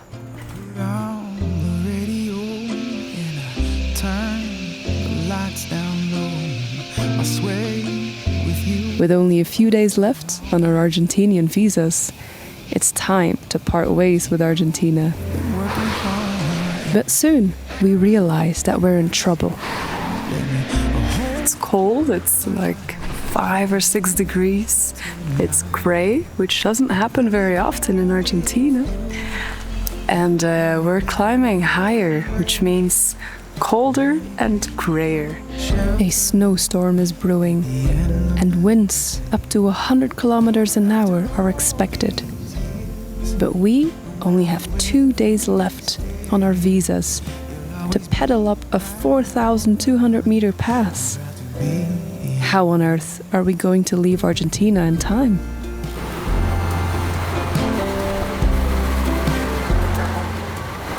Rolling? Yep. Change of plans. After 6 hours of desperate hitchhiking and no hitch, we're gonna follow capitalism and pay money for a bus. Usually the buses don't take bikes. So that's why we were thinking of hitching. But this bus will take our bikes. Let's go to Chile, baby. Let's go, let's go.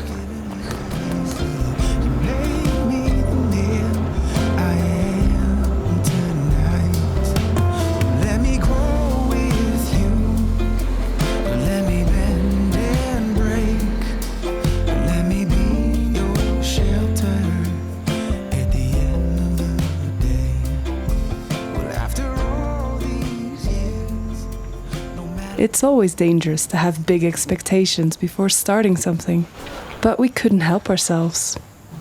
Even a snowstorm couldn't hold us back. We're at the police station here in San Pedro de Atacama, and we just learned that our pass, Hito Cojones, is closed for at least a week. They're hoping it will open maybe next weekend. There are worse places to be stuck in, absolutely. No complaints. It's just a different mindset.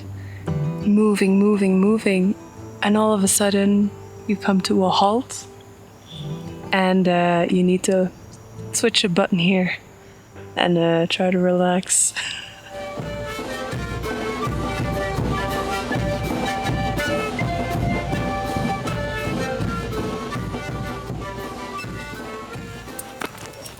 All right, baby, let's go to Bolivia. Boom. We met up with fellow cyclist Andrea and made plans to cycle the route together. I'm Andrea. I come from Andorra, very small country in the Pyrenees. I've been traveling for 4 months, and being alone it's sometimes hard, but I enjoy that. You can really meet the local people. We are ready. Yeah. I think we're finally leaving San Pedro de Atacama and we're going to Bolivia. Finally. First, the big climb. Leaving San Pedro de Atacama with heavy bikes loaded with 8 days of food. The border was only 40 kilometers away, so probably less than an hour by car. But it took us 2 full days of slowly grinding our way up the mountain. Our heavy bikes significantly slowing us down. Podríamos armar la carpa por acá, algún lugar. No sé si aquí dentro para estar un poco protegidos del viento. Sí, voy a hablar con mi abuela. Ya. Mi abuelita encargada. Ya. Sí se puede, pero tienen que dejarle una propina después. Pueden utilizar el baño, el agua, todo, y cuando se vayan después le pasan propina a ella.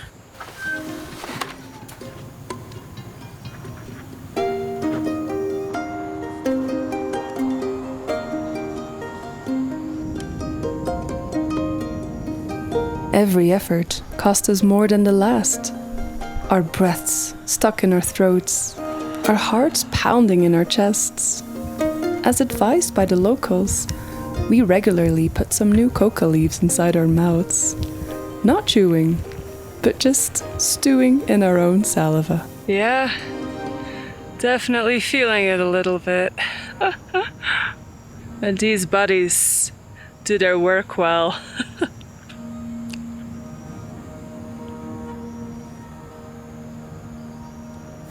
Just like drinking coca tea, it should help to ease the suffering from altitude. And although it's nothing like the effect of, cocaine, we might have felt a little bit more euphoric than normal. Whoa, what is that? A building. Yep. Hopefully that's home for the night. Yeah. Maybe we can sleep behind it. At long last, in the golden setting of the sun, we reached Chilean customs exit post. We asked the officers if we could camp next to the building to avoid the sweeping evening winds. And we must have looked quite exhausted, because the friendliest custom officer in history invited us in the building for tea, a hot shower, and a warm bunk bed. Just traveling by bike, you can have this kind of experience, because if you are with your car or with a tour, you will never sleep in the police station there at the border.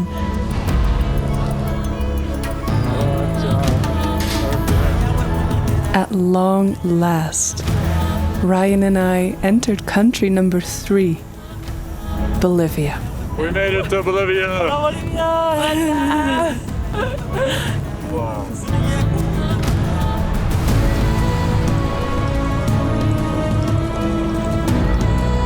The only thing we saw were empty, brown, yellowish lands, with vicunas as our only company.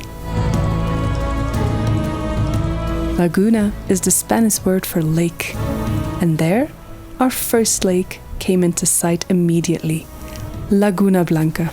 Perfect little house. We spent our third night nestled in the safe foundation of what once were homes in the high Andes Mountains, close to Laguna Blanca and Laguna Verde.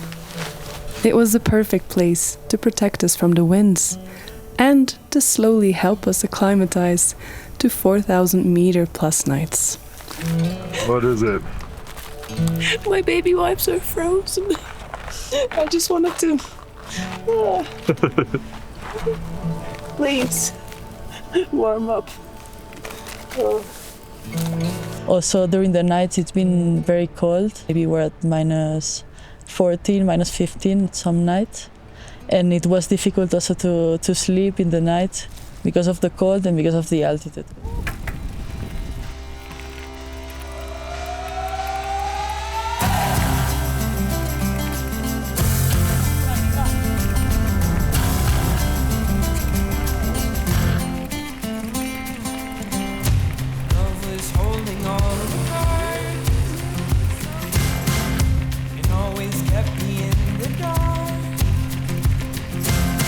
It was very nice, like to have this very hot water at 40 degrees, I think. It was just perfect after these long days on the bike.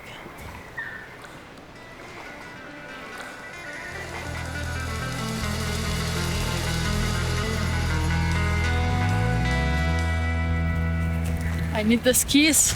Right. We were planning on reaching the high point of the route, about 5,000 meters high, and tried to descend to sleep a little bit lower to give our heads some rest. Oh my. We've reached the high point of our route and the most challenging part for us so far. We just climbed 400 meters in a really awful headwind. But we did just meet another cyclist, Will from, I think, the UK. Hello! How's it going? Oh, it's been better, eh? You lucky bastard with your tailwind! Oh man, I was just thinking as I was coming down then to look to you. You guys into a pretty brutal wind. Alas, the wind caused us to cycle so painstakingly slow that we just about reached the high point at the famous geysers at night, so we had no choice but to make our camp there. Did you get all the water off your bike? Total kilometers cycled that day? Less than 30. Mind you, it's full-on winter here, and the sun sets real early. Our plan was to get to to go down to camp, but we couldn't, so we had to sleep there. And I don't know, I was also suffering from the altitude and I was tired and it was hard to get there. But it was nice to see the sun there and just the first lights on the geysers. It's a special place.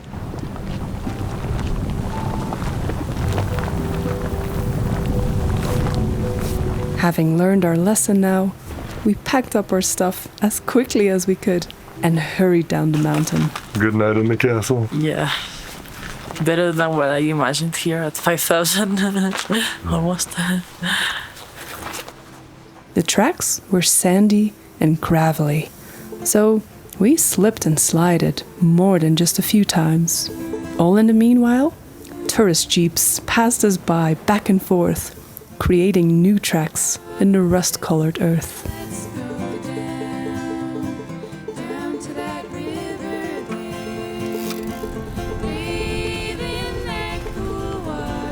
We descended steadily that day, with lips chapped and bleeding, and faces covered against the fierce winds of the Altiplano.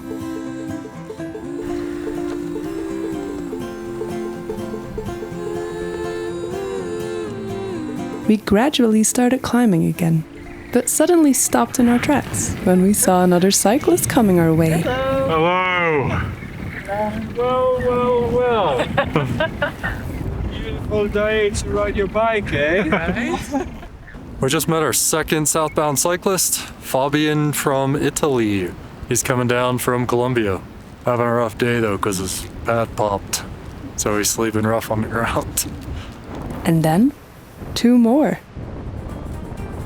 En Bolivia, uno de los lugares más alejados del mundo. Acá tienes 5 ciclistas, 2 de Brasil, de Estados Unidos, de Bélgica y de España.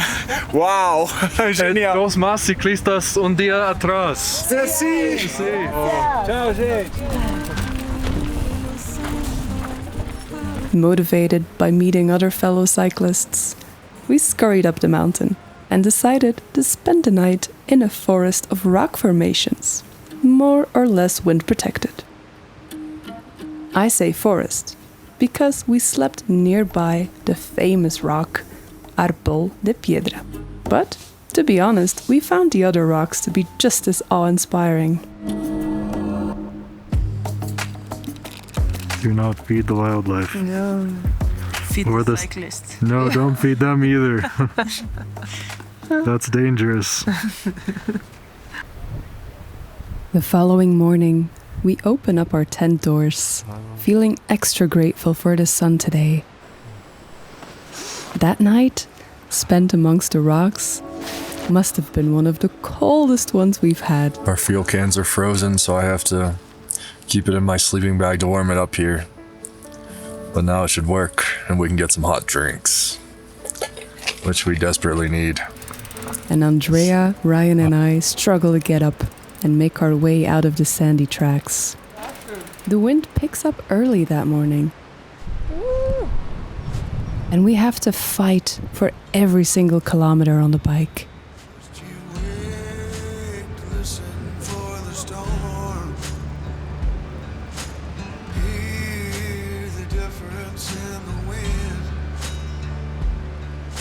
At a constant altitude of more than 4,000 meters, you face a lot of challenges. The tiniest physical effort requires energy. It's a little warm. It's a little warm. Your breathing becomes more shallow and fragmented, and the cold wind cuts right through all your layers of clothes. I never walk. Busted! It's safe to say that this day is all about surviving for us, and so we slowly crawl forward, eventually ending up at the Takia Hotel El Desierto after only 20-ish kilometers on the bike.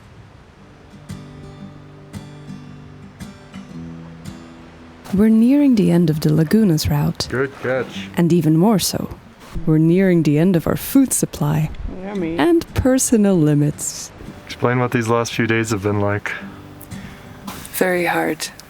It's the hardest thing I've done on this trip so far. But here we are. We've got 100 kilometers ahead of us. So yeah, finish it. To be honest with you, the cold nights and weary days are taking a toll on our bodies. But fortunately, it's mostly downhill from here. I think we dropped like 800 meters or something. It's a big descent, so. And then the Lagunas Route is basically complete.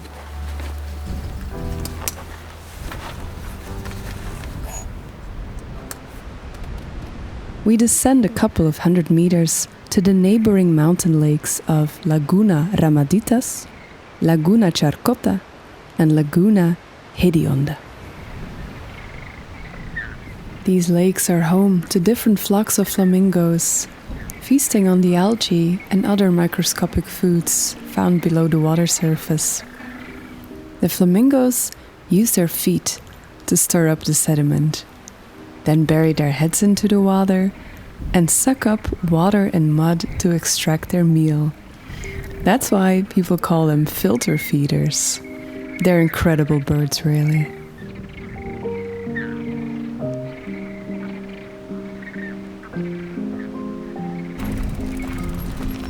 As we make our final camp of the Lagunas Route, we watch the flamingos huddle closely together, preparing themselves for a freezing night at the lake. And we follow suit, bundling up in all of our clothes, covering our heads and faces from the cold.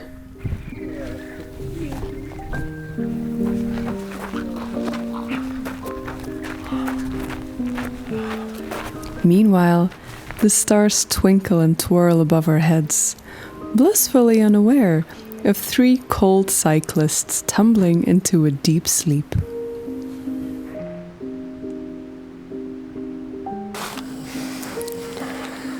This must have been our coldest night yet. Yeah, it was probably at least minus 15, if not colder. Everything is frozen and icy. Everything. My toilet paper, the gas, the water, everything. Oh my. Life on the Altiplano. It's beautiful here though. It's really quite the... I think it's one of my favorite campsites ever. On our last morning, we descend to the highway.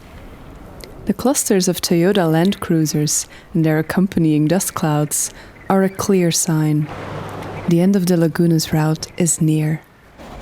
At some point it was feeling like it was very long and never ending, especially in these long uphills, but it was very nice and a nice way to enter into Bolivia.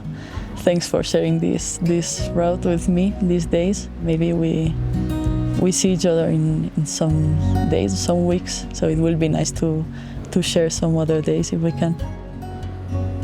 Once upon a time, railroads connected this remote region of Bolivia to the Atacama Desert in Chile, carrying minerals and passengers. Now, all that's left of this fascinating piece of history are the abandoned train tracks and Uyuni's train cemetery. Like this. Trains might be long gone, but the minerals are still here, buried underneath the famous Salar de Uyuni. It's a cyclist's dream coming true, crossing the biggest salt flat in the world. All right, babes, you ready to go? Let's do it. Let's get some food and then cross the Salar, eh? Wow. Yeah. We made it, baby. We made it.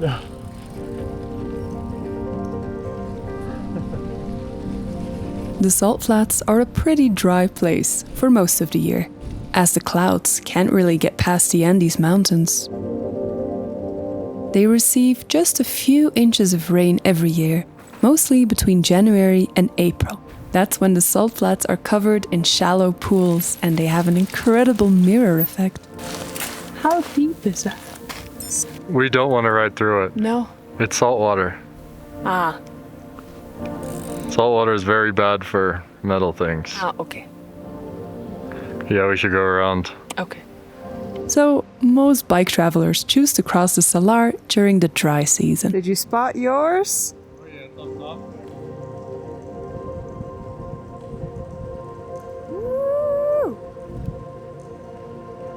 On our first night on the Salar, we meet fellow bikepacker Zachary, an absolute gem of a human and a ray of sunshine. Go, go, go. Born in Morocco and currently living in Brazil, he's been all over the world. He told us about his love for traveling by bicycle and his motivation to get out there. Together, we made our way to the island of Incahuasi in the middle of the Salar. The incredibly friendly people living on the island allowed us to sleep in the local folklore museum, as nights on the Salar are really cold. Truly, it's a special place with special people.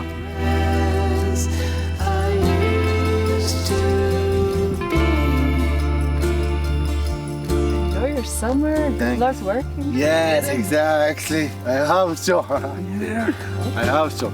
After breakfast, Zachary made his way back to Brazil. Bye-bye. Have a nice trip. And we continued riding on the Salar. And yes, we made the photo all bike tourers make. Don't judge us. We made it off to Salar de Uyuni and spent the night in a salt hotel. How appropriate. Welcome to a room made of salt blocks. It's entirely salt. Flamingos. When this room is done, it's gonna have salt all over the floor as well. This room's unfinished, so they gave us a big discount.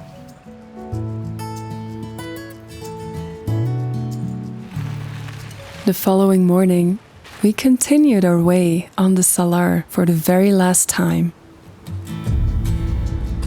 Wow. Okay, this is cool. This is super cool.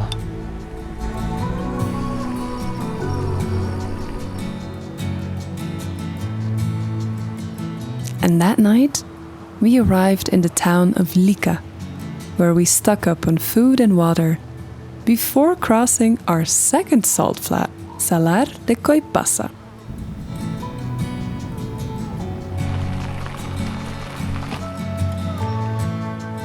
We're in the desert, well, in a way it is a desert.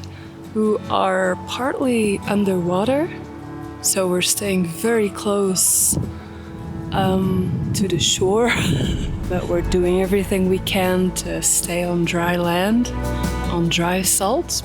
Rivers of salt. Oh. We're utterly and completely alone here.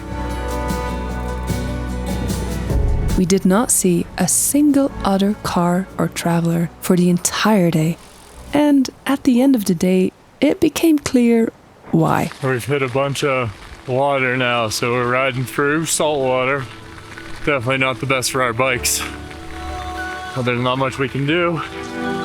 We can see the border right there.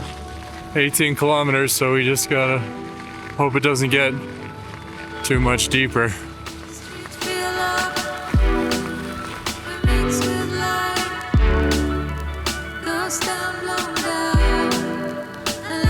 But now we've just hit this super loose, wet, almost unrideable, crusty salt.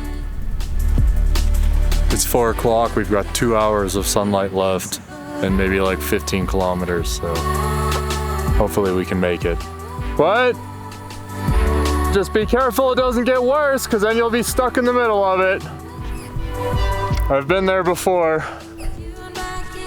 The crossing of the solitary Salar de Coipasa is at the same time the beginning of a new bikepacking route for us. We're riding the Vicunas Route, a bikepacking.com route made by Cass Gilbert, which takes us from one wilderness area in Bolivia to another in Chile. We are in trouble.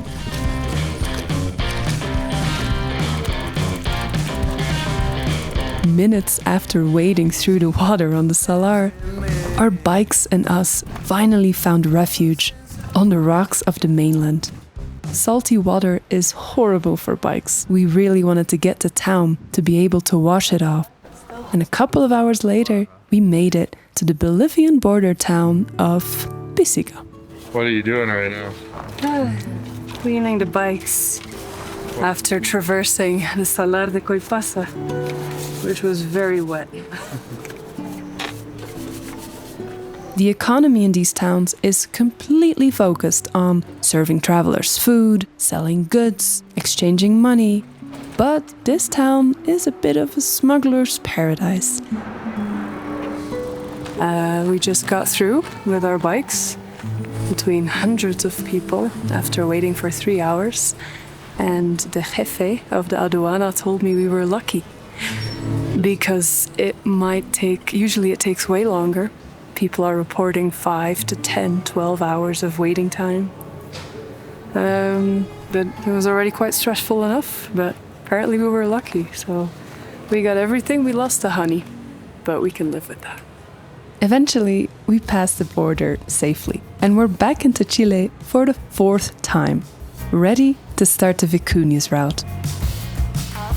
We turned off the highway and onto the gravel road, leading us deep into the mountains.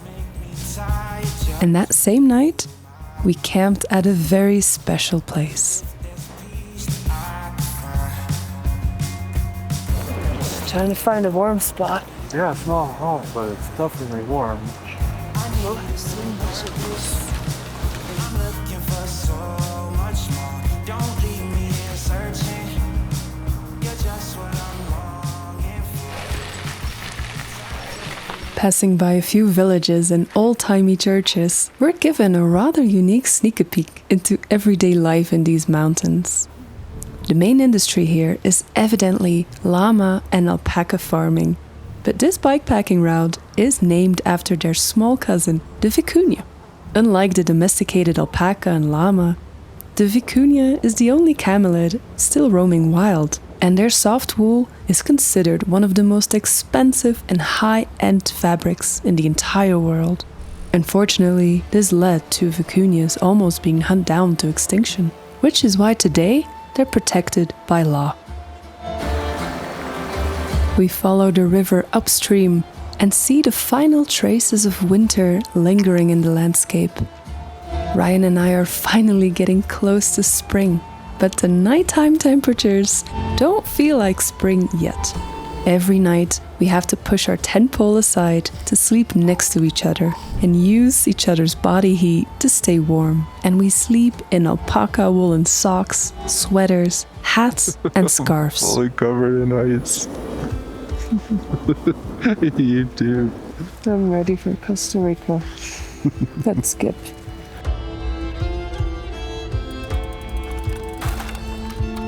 So somewhere in the middle of the route, we were presented the option between a 400-meter climb spread out over 40 kilometers on our left, The challenge. or a 1-hour climb of 10 kilometers on our right. But the only downside? The shortcut on our right was actually a smuggler's route between Bolivia and Chile. Testimonies on iOverlander claim to have seen strange activities here at night. We made it down the mountain, no smugglers. And now we have a very special treat in store for us, right on the edge of the beautiful Salar here. We arrive at the third salt flat of the route, Salar de Sorir.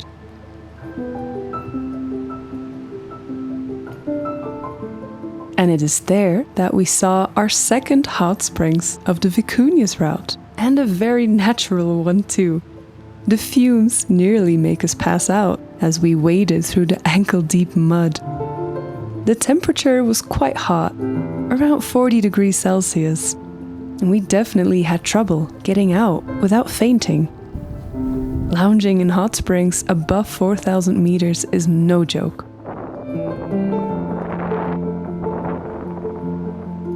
But the salar itself is actually mostly used for mining purposes, something we would see increasingly on the last stretch of this route.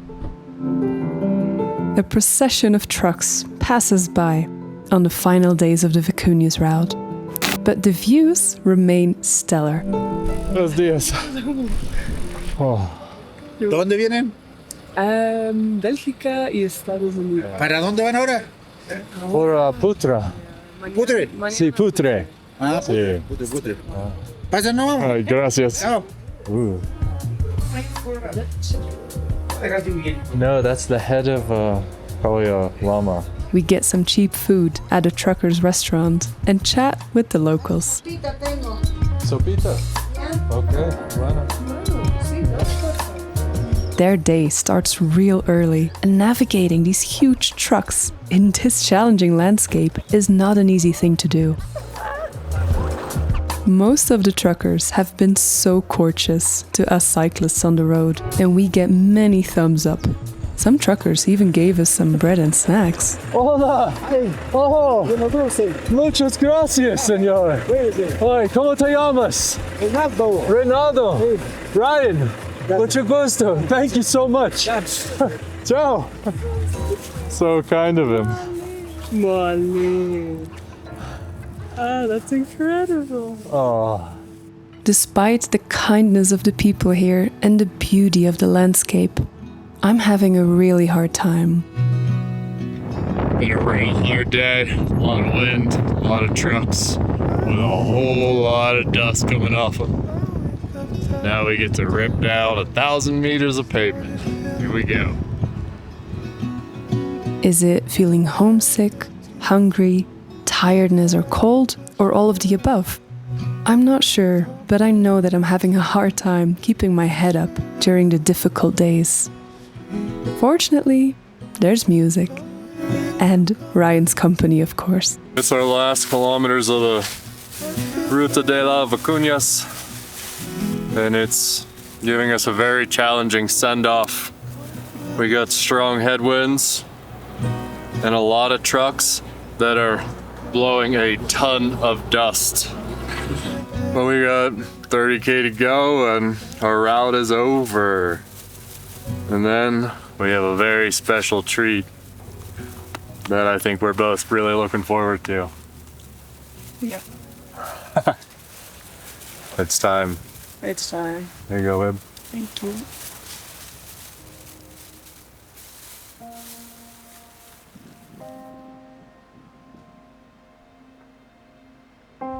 So we're in the very north of Chile at that point. We had just ridden across Bolivia, crossed into Chile, and as we were descending into town, we got some cell service, and I got a message on my phone from my father asking to call him as soon as possible.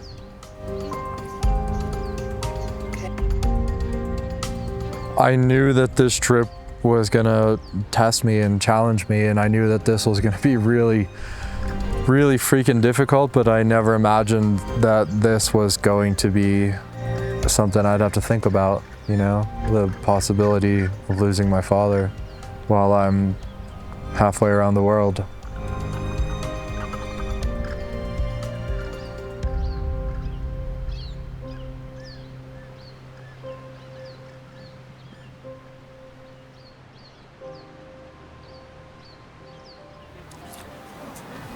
Can you tell me where we are, what's happening? After 140 kilometers, we just arrived just in time for the sunset in Arica. It's our first time seeing the beach since Ushuaia, since the Carretera Austral, seeing the ocean. And we're both mountain people, but every now and then the beach is really fine.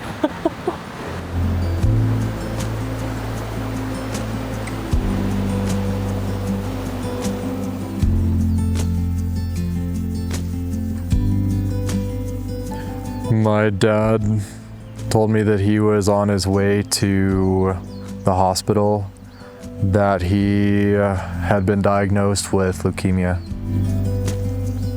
with an extremely aggressive leukemia.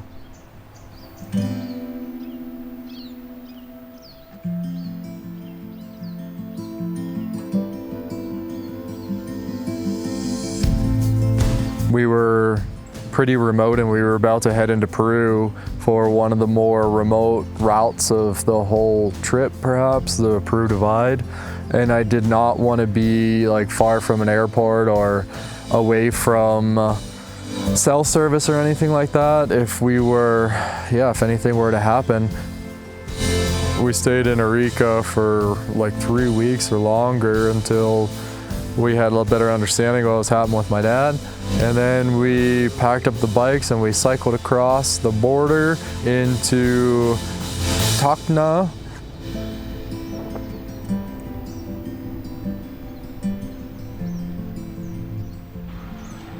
The city is crazy. It's yeah,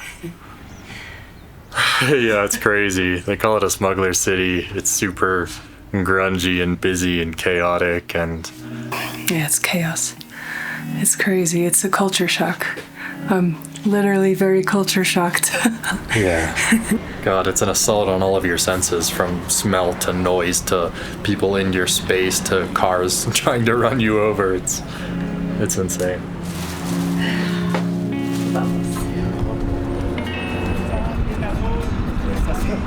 Así como tú quieres, no se cosa que el amor es así, se hace así como tú quieres, así como te quieren.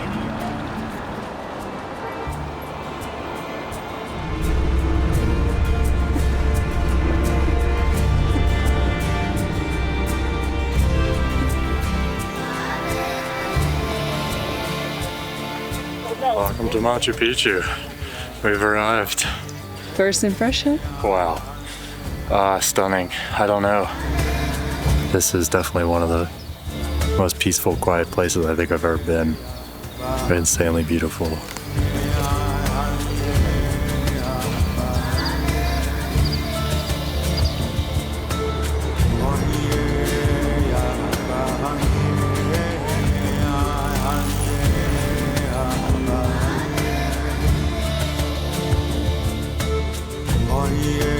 I just got off the phone with my dad and he's doing pretty well now. He just asked me if I want to donate stem cells, so there's a chance I might have to fly home in November and yeah, donate stem cells, whatever that means, but yeah, of course, so whatever we gotta do here to get him healthy again. 1 week later, we arrive in Abancay, where we stock up on staples and fuel and start the Peru Great Divide.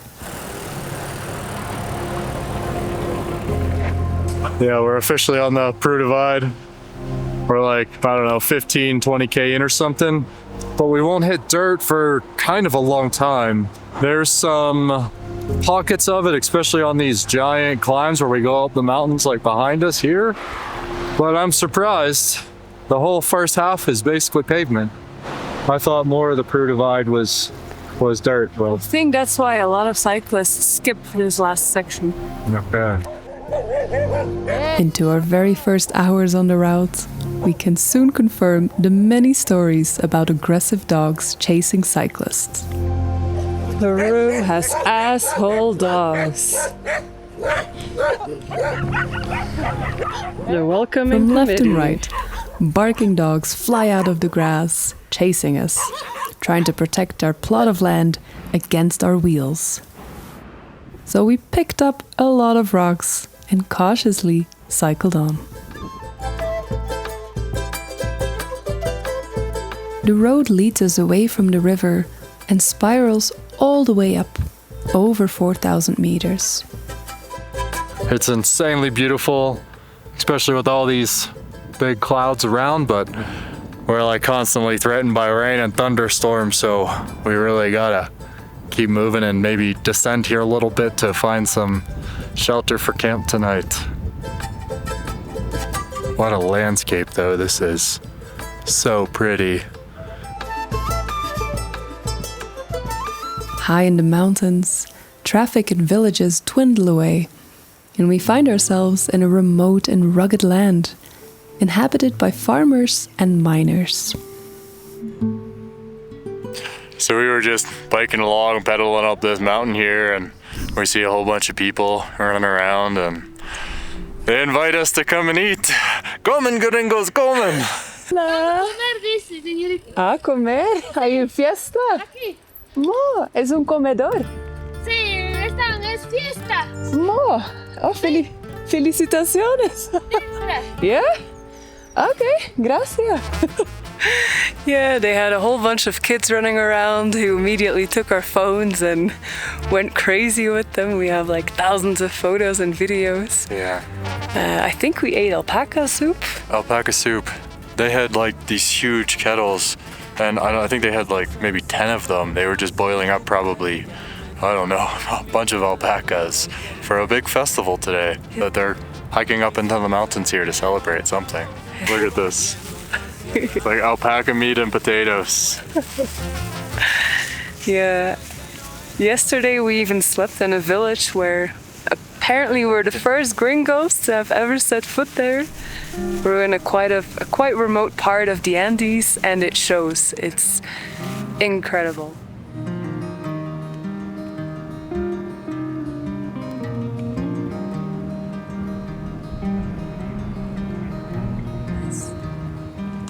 I know your face so well, but I can tell that it's Days are slow going, with more than 1,000-meter climbs every single day on our heavily loaded bicycles. So here's our route. We go down these switchbacks. along so well, but I see that we're Across the river. Ooh. Oh. We've got a long way down. All the way up the other side there. Now we cross the dangerous mountains in daylight, and then we descend again. Because that's what we do here. We go up and we go down. There's no in between. Hence the tears this morning.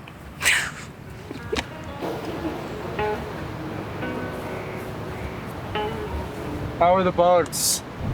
Not too bad? None. There's none. Good. It's windy enough.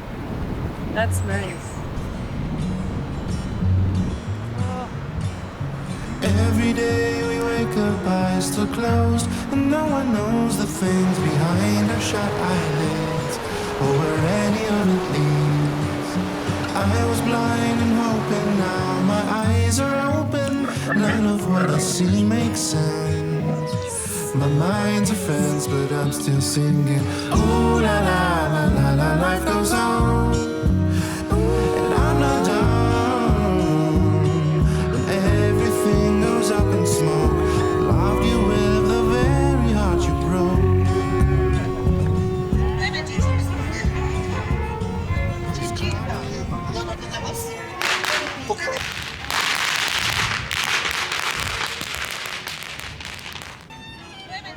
In the village of Vilcashuaman, merely 1 week into the Peru Great Divide bikepacking route, Ryan gets a call from his father's doctors.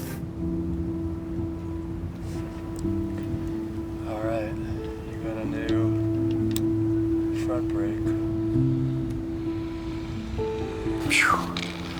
We just passed our turn for the Peru Divide because we're taking a detour to a big city, Ayacucho. I'll be leaving Ilsa there for 5 days and flying to Miami, Florida to get a blood test. It's the most important test maybe I could take.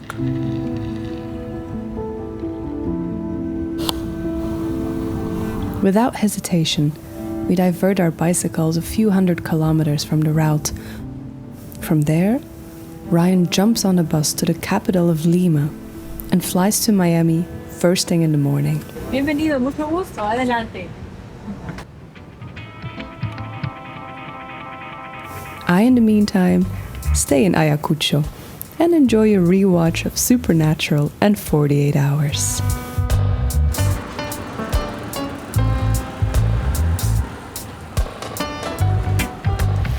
When we reunite, the first week of October has passed, and the rain season is catching up on us. The weather is going to really dictate how much you ride, when you ride. You know, it's going to control everything that you guys do. So just make sure that you watch the storms coming in and don't take them for granted, because when they come hard and heavy. The cold sleet pelting on you, that hurts. It hurts. That starts hitting you. Right after that, when it's done, the temperature might be 10, 15 degrees colder than what you started at. It's been raining every day now, starting in the afternoon and really pouring down in the evening. We were attacked by another swarm of mosquitoes yesterday. They're very, very itchy, extremely itchy. It's very hard not to touch the bites. Look at my legs, by the way. So muscular. It's all the climbing, I guess. But I can tell that it's changing. I know when you lie there still that you've just been resting. We get along so well, but I see that we're changing. We continue our way up north, back to the Peru Great Divide. We've got a long way down till we're 60 years old. But when we arrive in Huancavelica, about 1/3 into the route, we feel exhausted. I'm exhausted. We've been traveling for a year now, and with my dad and everything there, it's just, yeah, it's kind of wiped me out. Emotionally, physically, maybe spiritually, I don't know. I have no energy. I can barely get out of bed right now. Our journey has been so fragmented and uncertain. We also have a flight booked to visit Ryan's father and family early December, leaving in Colombia. But we seem to make so little progress while cycling the Peru Divide. I think we only averaged like 22 kilometers. Yeah, 22 kilometers today. Super slow day. You'll have that one, it's all uphill. I mean, I'm leaning like at least 60-40, if not 70-30 for just going back down, either camping again in the same spot or just going all the way out. Yeah, true. I don't know. We try to gather the courage to go all the way to Huaraz, the end of the divide. But we can't. We seem to have lost the feeling, the incentive to finish this route successfully. As long as you love it. Because people ask me on this trip, why do you want to ride a bicycle around the world for?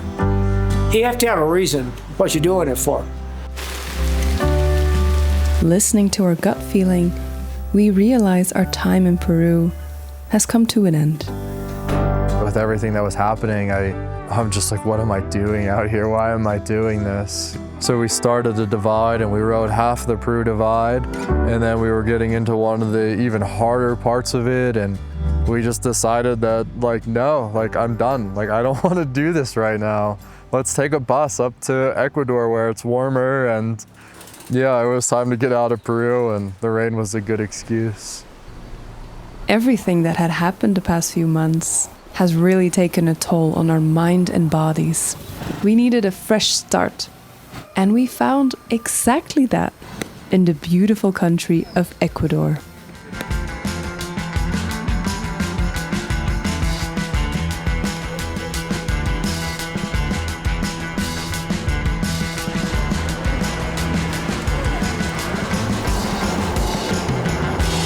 Ecuador is home to the Trans-Ecuador mountain bike route, a mostly dirt road cycling adventure that crosses the length of Ecuador. We look forward to it. Ecuador has been so lovely so far. Yeah. Leaving Loja behind, the timber largely follows the Pan American Highway, or La Panamericana, claimed to be the longest highway in the world.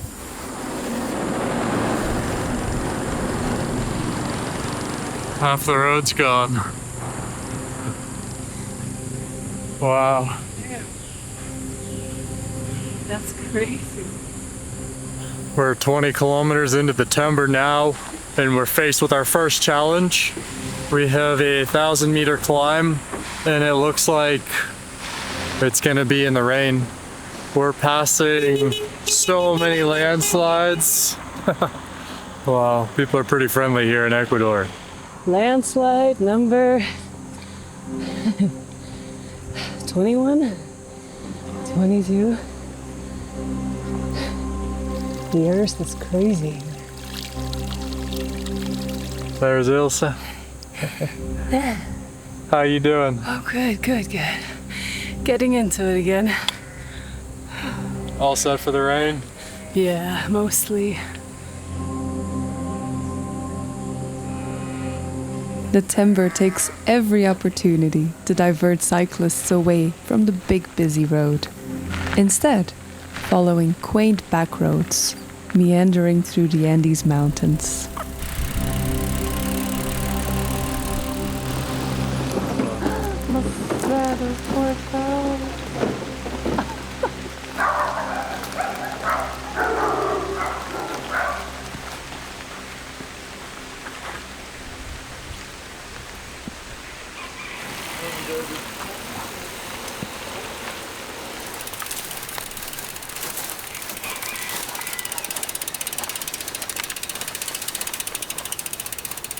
Tell me.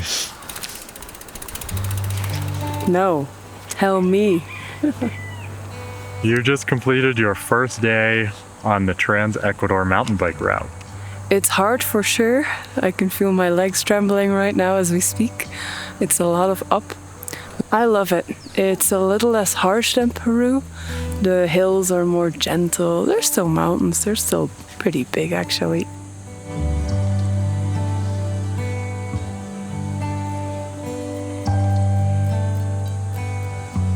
flowers. It's pretty incredible.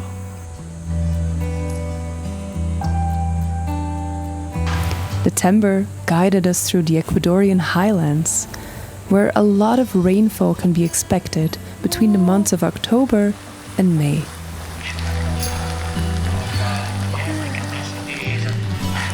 I'm so wet. Oh. Yeah.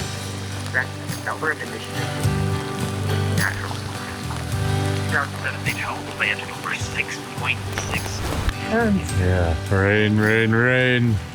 Welcome to Ecuador. At least it's not super cold, but it's quite wet and visibility is very low. Look at that. Misty, cloudy mountains. And we're descending now. We got hundreds of meters down, and then we'll hit some dirt for a while on our way into Cuenca. Fortunately for us, temperatures were fairly moderate, and not once did we suffer from extreme cold or wind.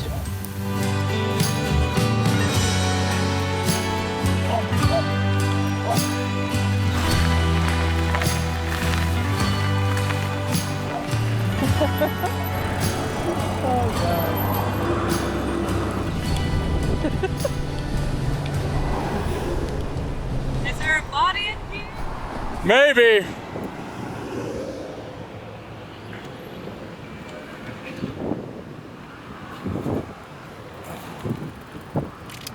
Well, this was the most silly idea we've ever had.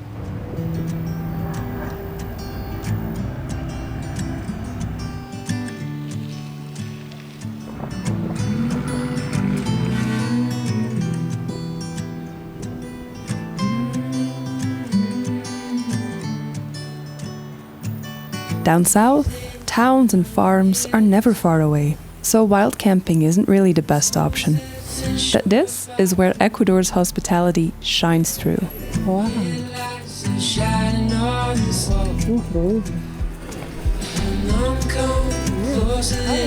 Oh, wow.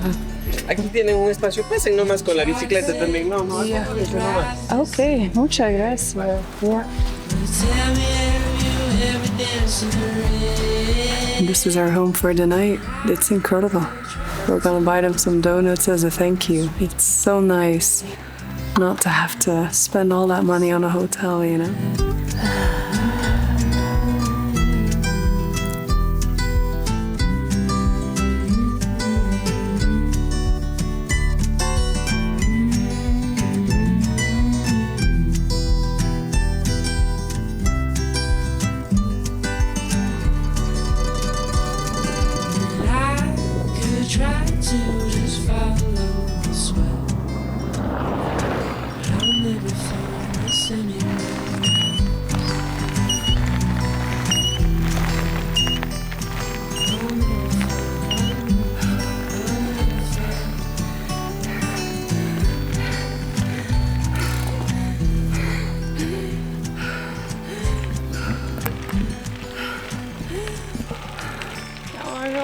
Come on. Fuerza, fuerza, fuerza. Damn.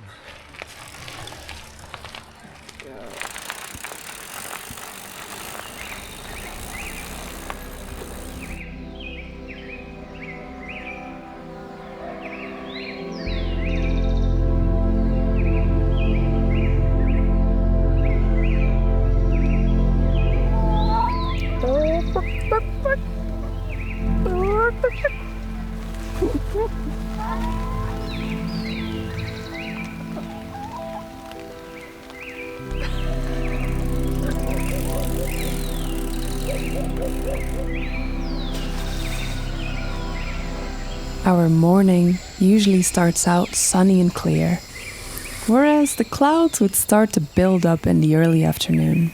More than once, we cycled in and out of cloud banks, a magical feeling. Ooh, look at that. Nothing. Nada. No visibility.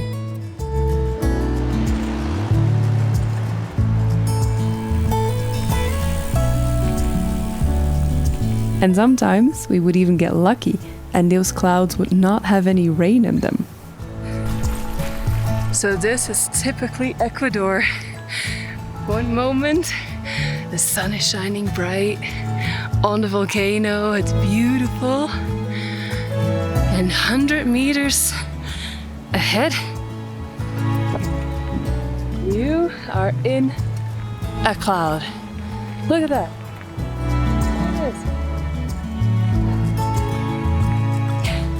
And of course, we're cycling right through it. This happened to be the case on my 30th birthday, when Ryan and I were cycling towards the volcano of Chimborazo, Ecuador's highest mountaintop.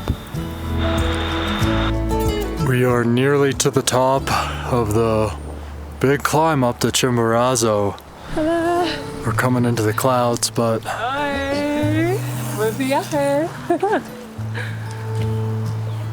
I feel, I don't know, I feel really wiped out today. I'm having a really tough go of this climb.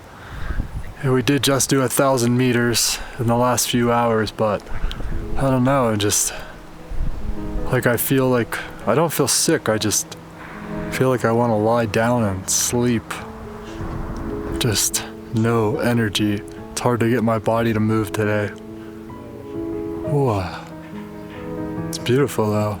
The clouds are rolling in and look at that, Chimborazo. So cool. Alright, we're almost to the top, so.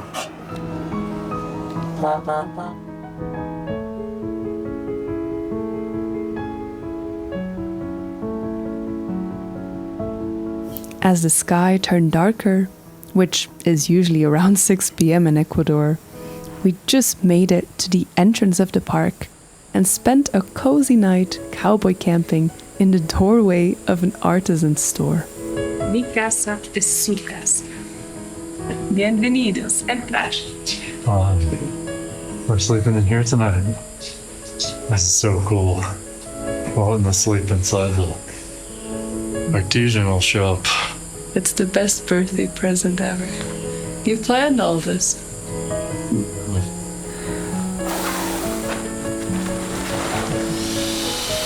No, I think it's the start of the hummingbird nest. Ah, okay. Look up there. Oh.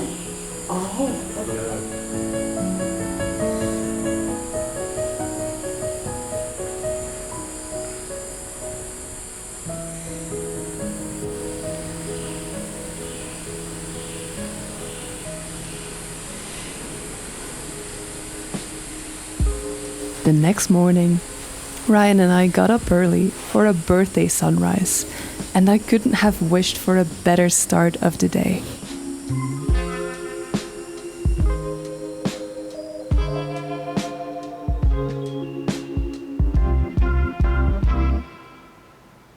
Ryan, can you look at me? And wave?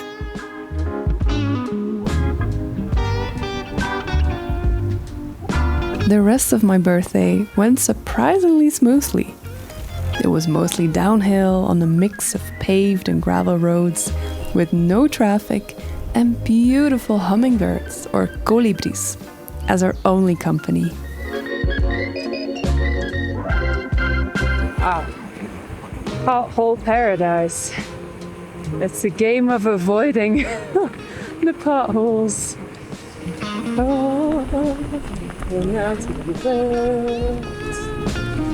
Even with some clouds rolling in, it was a beautiful sight to behold. Punta, hola.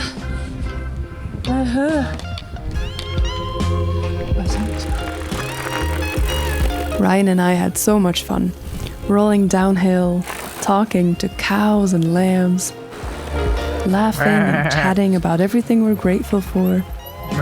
My 30th birthday will always be engraved at my mind as the day that my heart was full.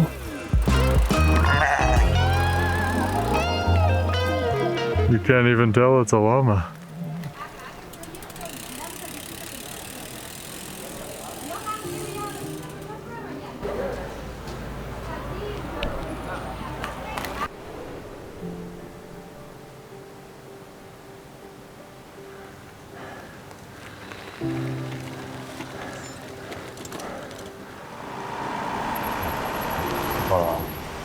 We're in the fog and the clouds now.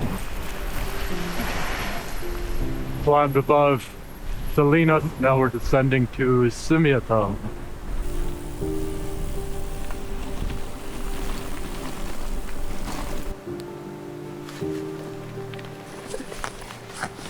These used to be very good and expensive rain pants.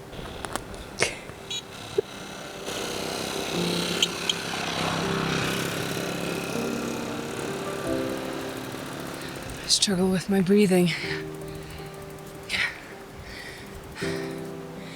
Ryan taught me to breathe through my belly, but it doesn't always work.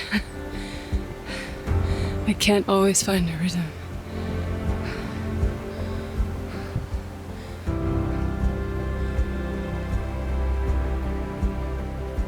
As is part of riding through the Ecuadorian Andes, not every day you're guaranteed a full vista of the mountains.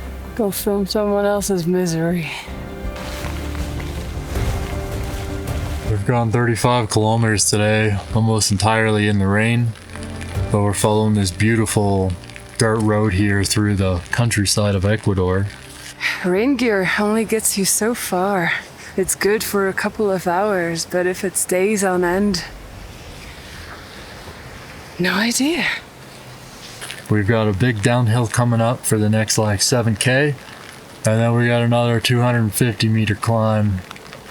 It's a lot of, we've already climbed almost 1,000 meters today, so we're feeling it a bit. But beautiful place, it's incredible. We welcome these days, focusing on the ride and strength of our bodies and bicycles.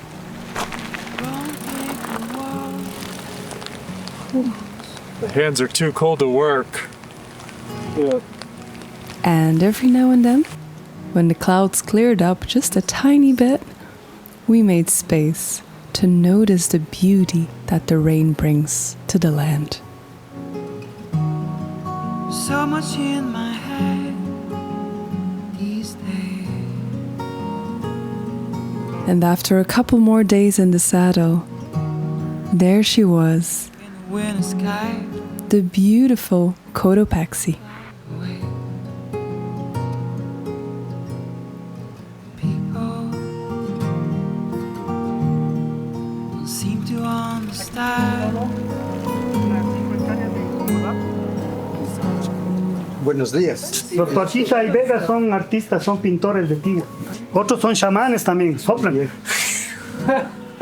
Con Marito. Saque los diablos de ahí. Diablos. Sí. Se ha acabado la lana. Hay un chico de verdes porque...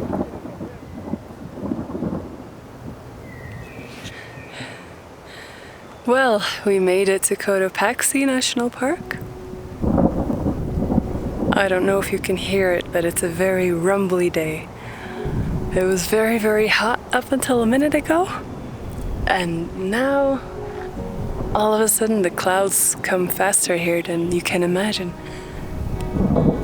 There's a lot of thunder, no lightning yet, and we're trying to stay clear of it. God, can you hear it crackling? Thunderstorms scare me a bit, but they also make you feel very alive, strangely enough, if you're far away from it at least. But I'm thinking it's like right over there, where Cotopaxi is.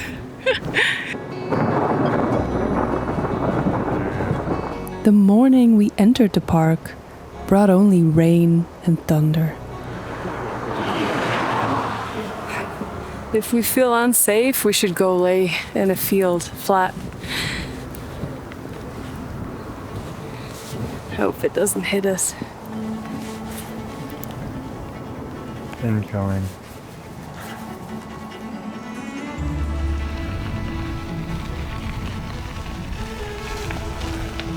So we felt like the luckiest people on earth when that same rain cover lifted up in the afternoon. And what we witnessed was pure magic.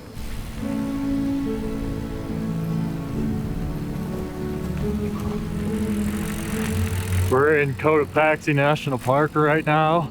descending down into the forest.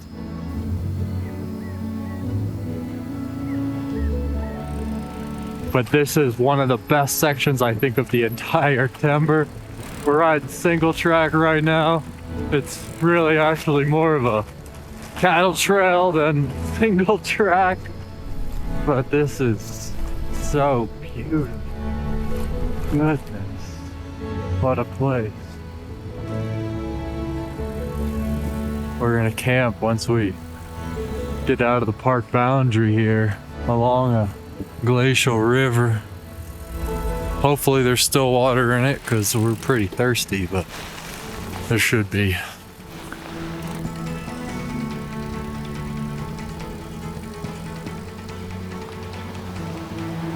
All right, this is home for the night. Home for the night, right on the edge of Cotopaxi National Park. We've got the peak towering right behind these trees here. Nice beautiful stream for us to get some water from. And maybe we can even have a fire, who knows? Let's see. This is incredible. I think this is by far our favorite day on the trail. It's incredible. There's nobody around. We've been surrounded by villages and houses left and right, everywhere. And that's normal, you know, people live here. But God, how good it feels to be out there and with nobody around, and the feeling of remoteness, yeah, we've missed that. So it's very fun to be here tonight and have a beautiful camp.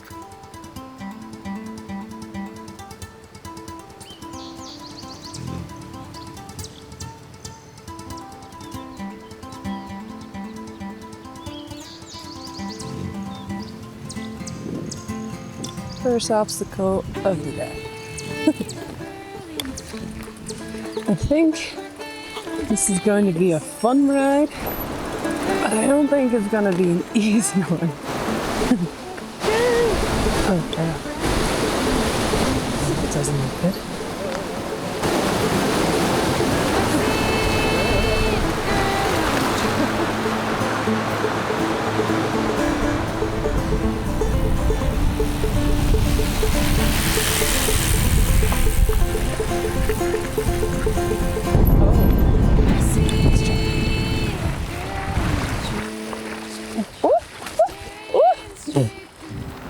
Good work. Walk a little closer and you'll hear her sing. God have mercy on us all. May God have mercy on us all. Oh, sister, let's go down to that. And 2 days later, we arrived in the capital city of Ecuador, Quito. Buenos dias. Initially thinking we would just stay for perhaps a day, we willingly stayed for much, much longer. Seeing new and old friends, visiting churches, buying souvenirs for the family, and spending time at the second oldest Casa de Ciclista in South America, where Santiago and his wife, Ana Lucia, have been welcoming cyclists for 33 years. Mira, solo en este libro hay 870 personas. Wow. Sí, y mira, y aquí está Cass en su primera vez y conoció a Micael también aquí. Y entonces ahí empezó la idea de la Transecuadoria.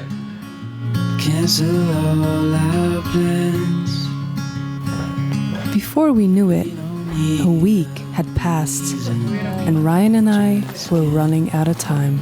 We're retiring. With some pain in our hearts, we said our goodbyes to the timber. Ciao, chicos, buen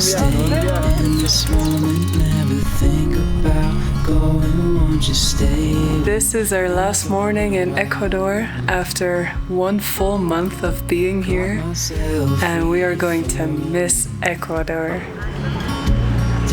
So it feels like the last few nights we were everywhere in bed, but I just can't remember it all. What are you doing? Oh, I gotta replace my brake pads before this giant downhill.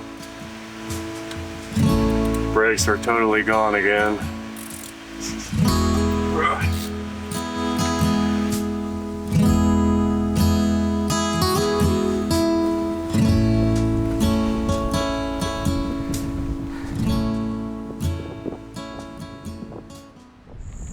It's relentlessly up and down, so I'm not going to lie, we're exhausted. It's a rough start.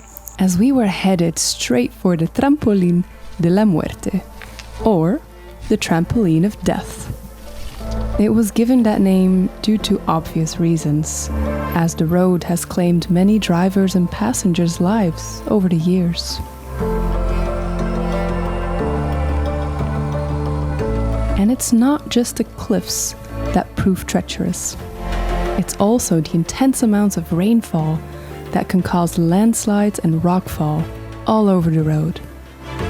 An interesting route, to say the least. But there's barely space for one car, so people will get stuck and have to back way up to let other ones through. And then the guardrails are a joke. They'd barely stop our bikes if we hit that thing. Going up from San Francisco, we immediately noticed the clouds hovering over the mountains. Rain was going to be a constant companion on the Trampolín de la Muerte, that's for sure.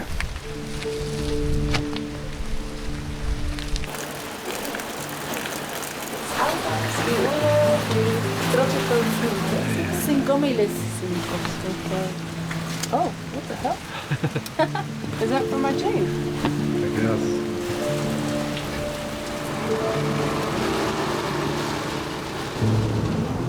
And we were awestruck by its effects.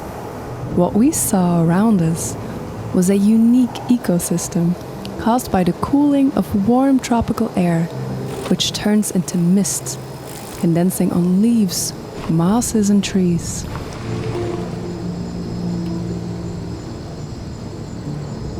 What a magical place. This was our first time ever witnessing a cloud forest. 1,000 hues of green, buzzing crickets and beetles, birds chirping and water flowing absolutely everywhere.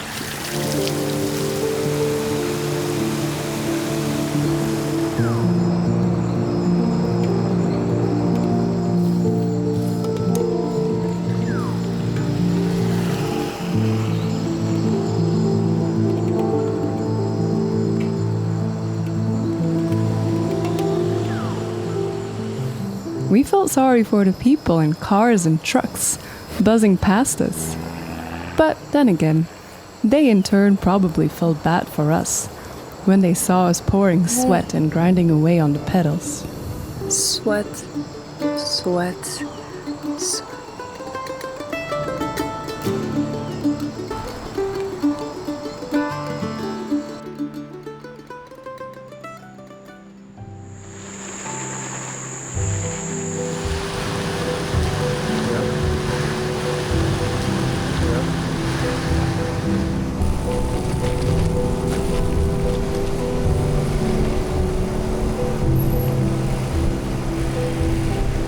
Made it to the top. How do you feel? Exhausted. We didn't sleep much last night, so yeah, now it's time to go down on the Trampolina del Diablo or La Muerte. That's exciting. Let's do it.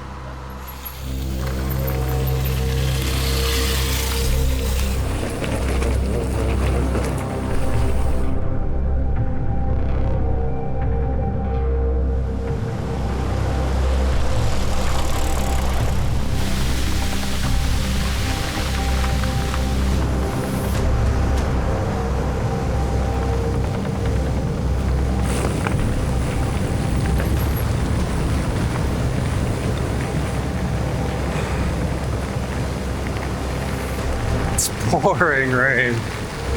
Absolutely pouring. Goodness.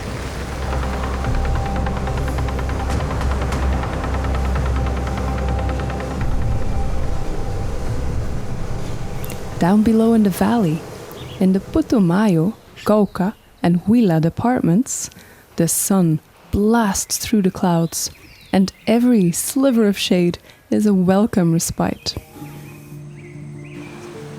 The road climbs on fresh pavement from Macoa, but it's so hot that I feel like I'm melting. Sweat pours and soaks my clothing. The worst is stopping, when the hot air just builds and I feel like I'm gonna pass out. It's beautiful. It's one of the first times that we ride in heat, but it is definitely challenging.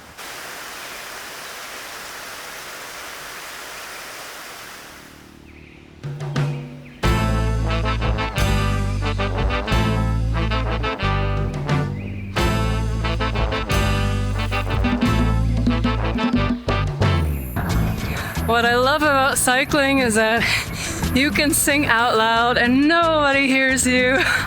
No shame. It's awesome. It's such a freedom.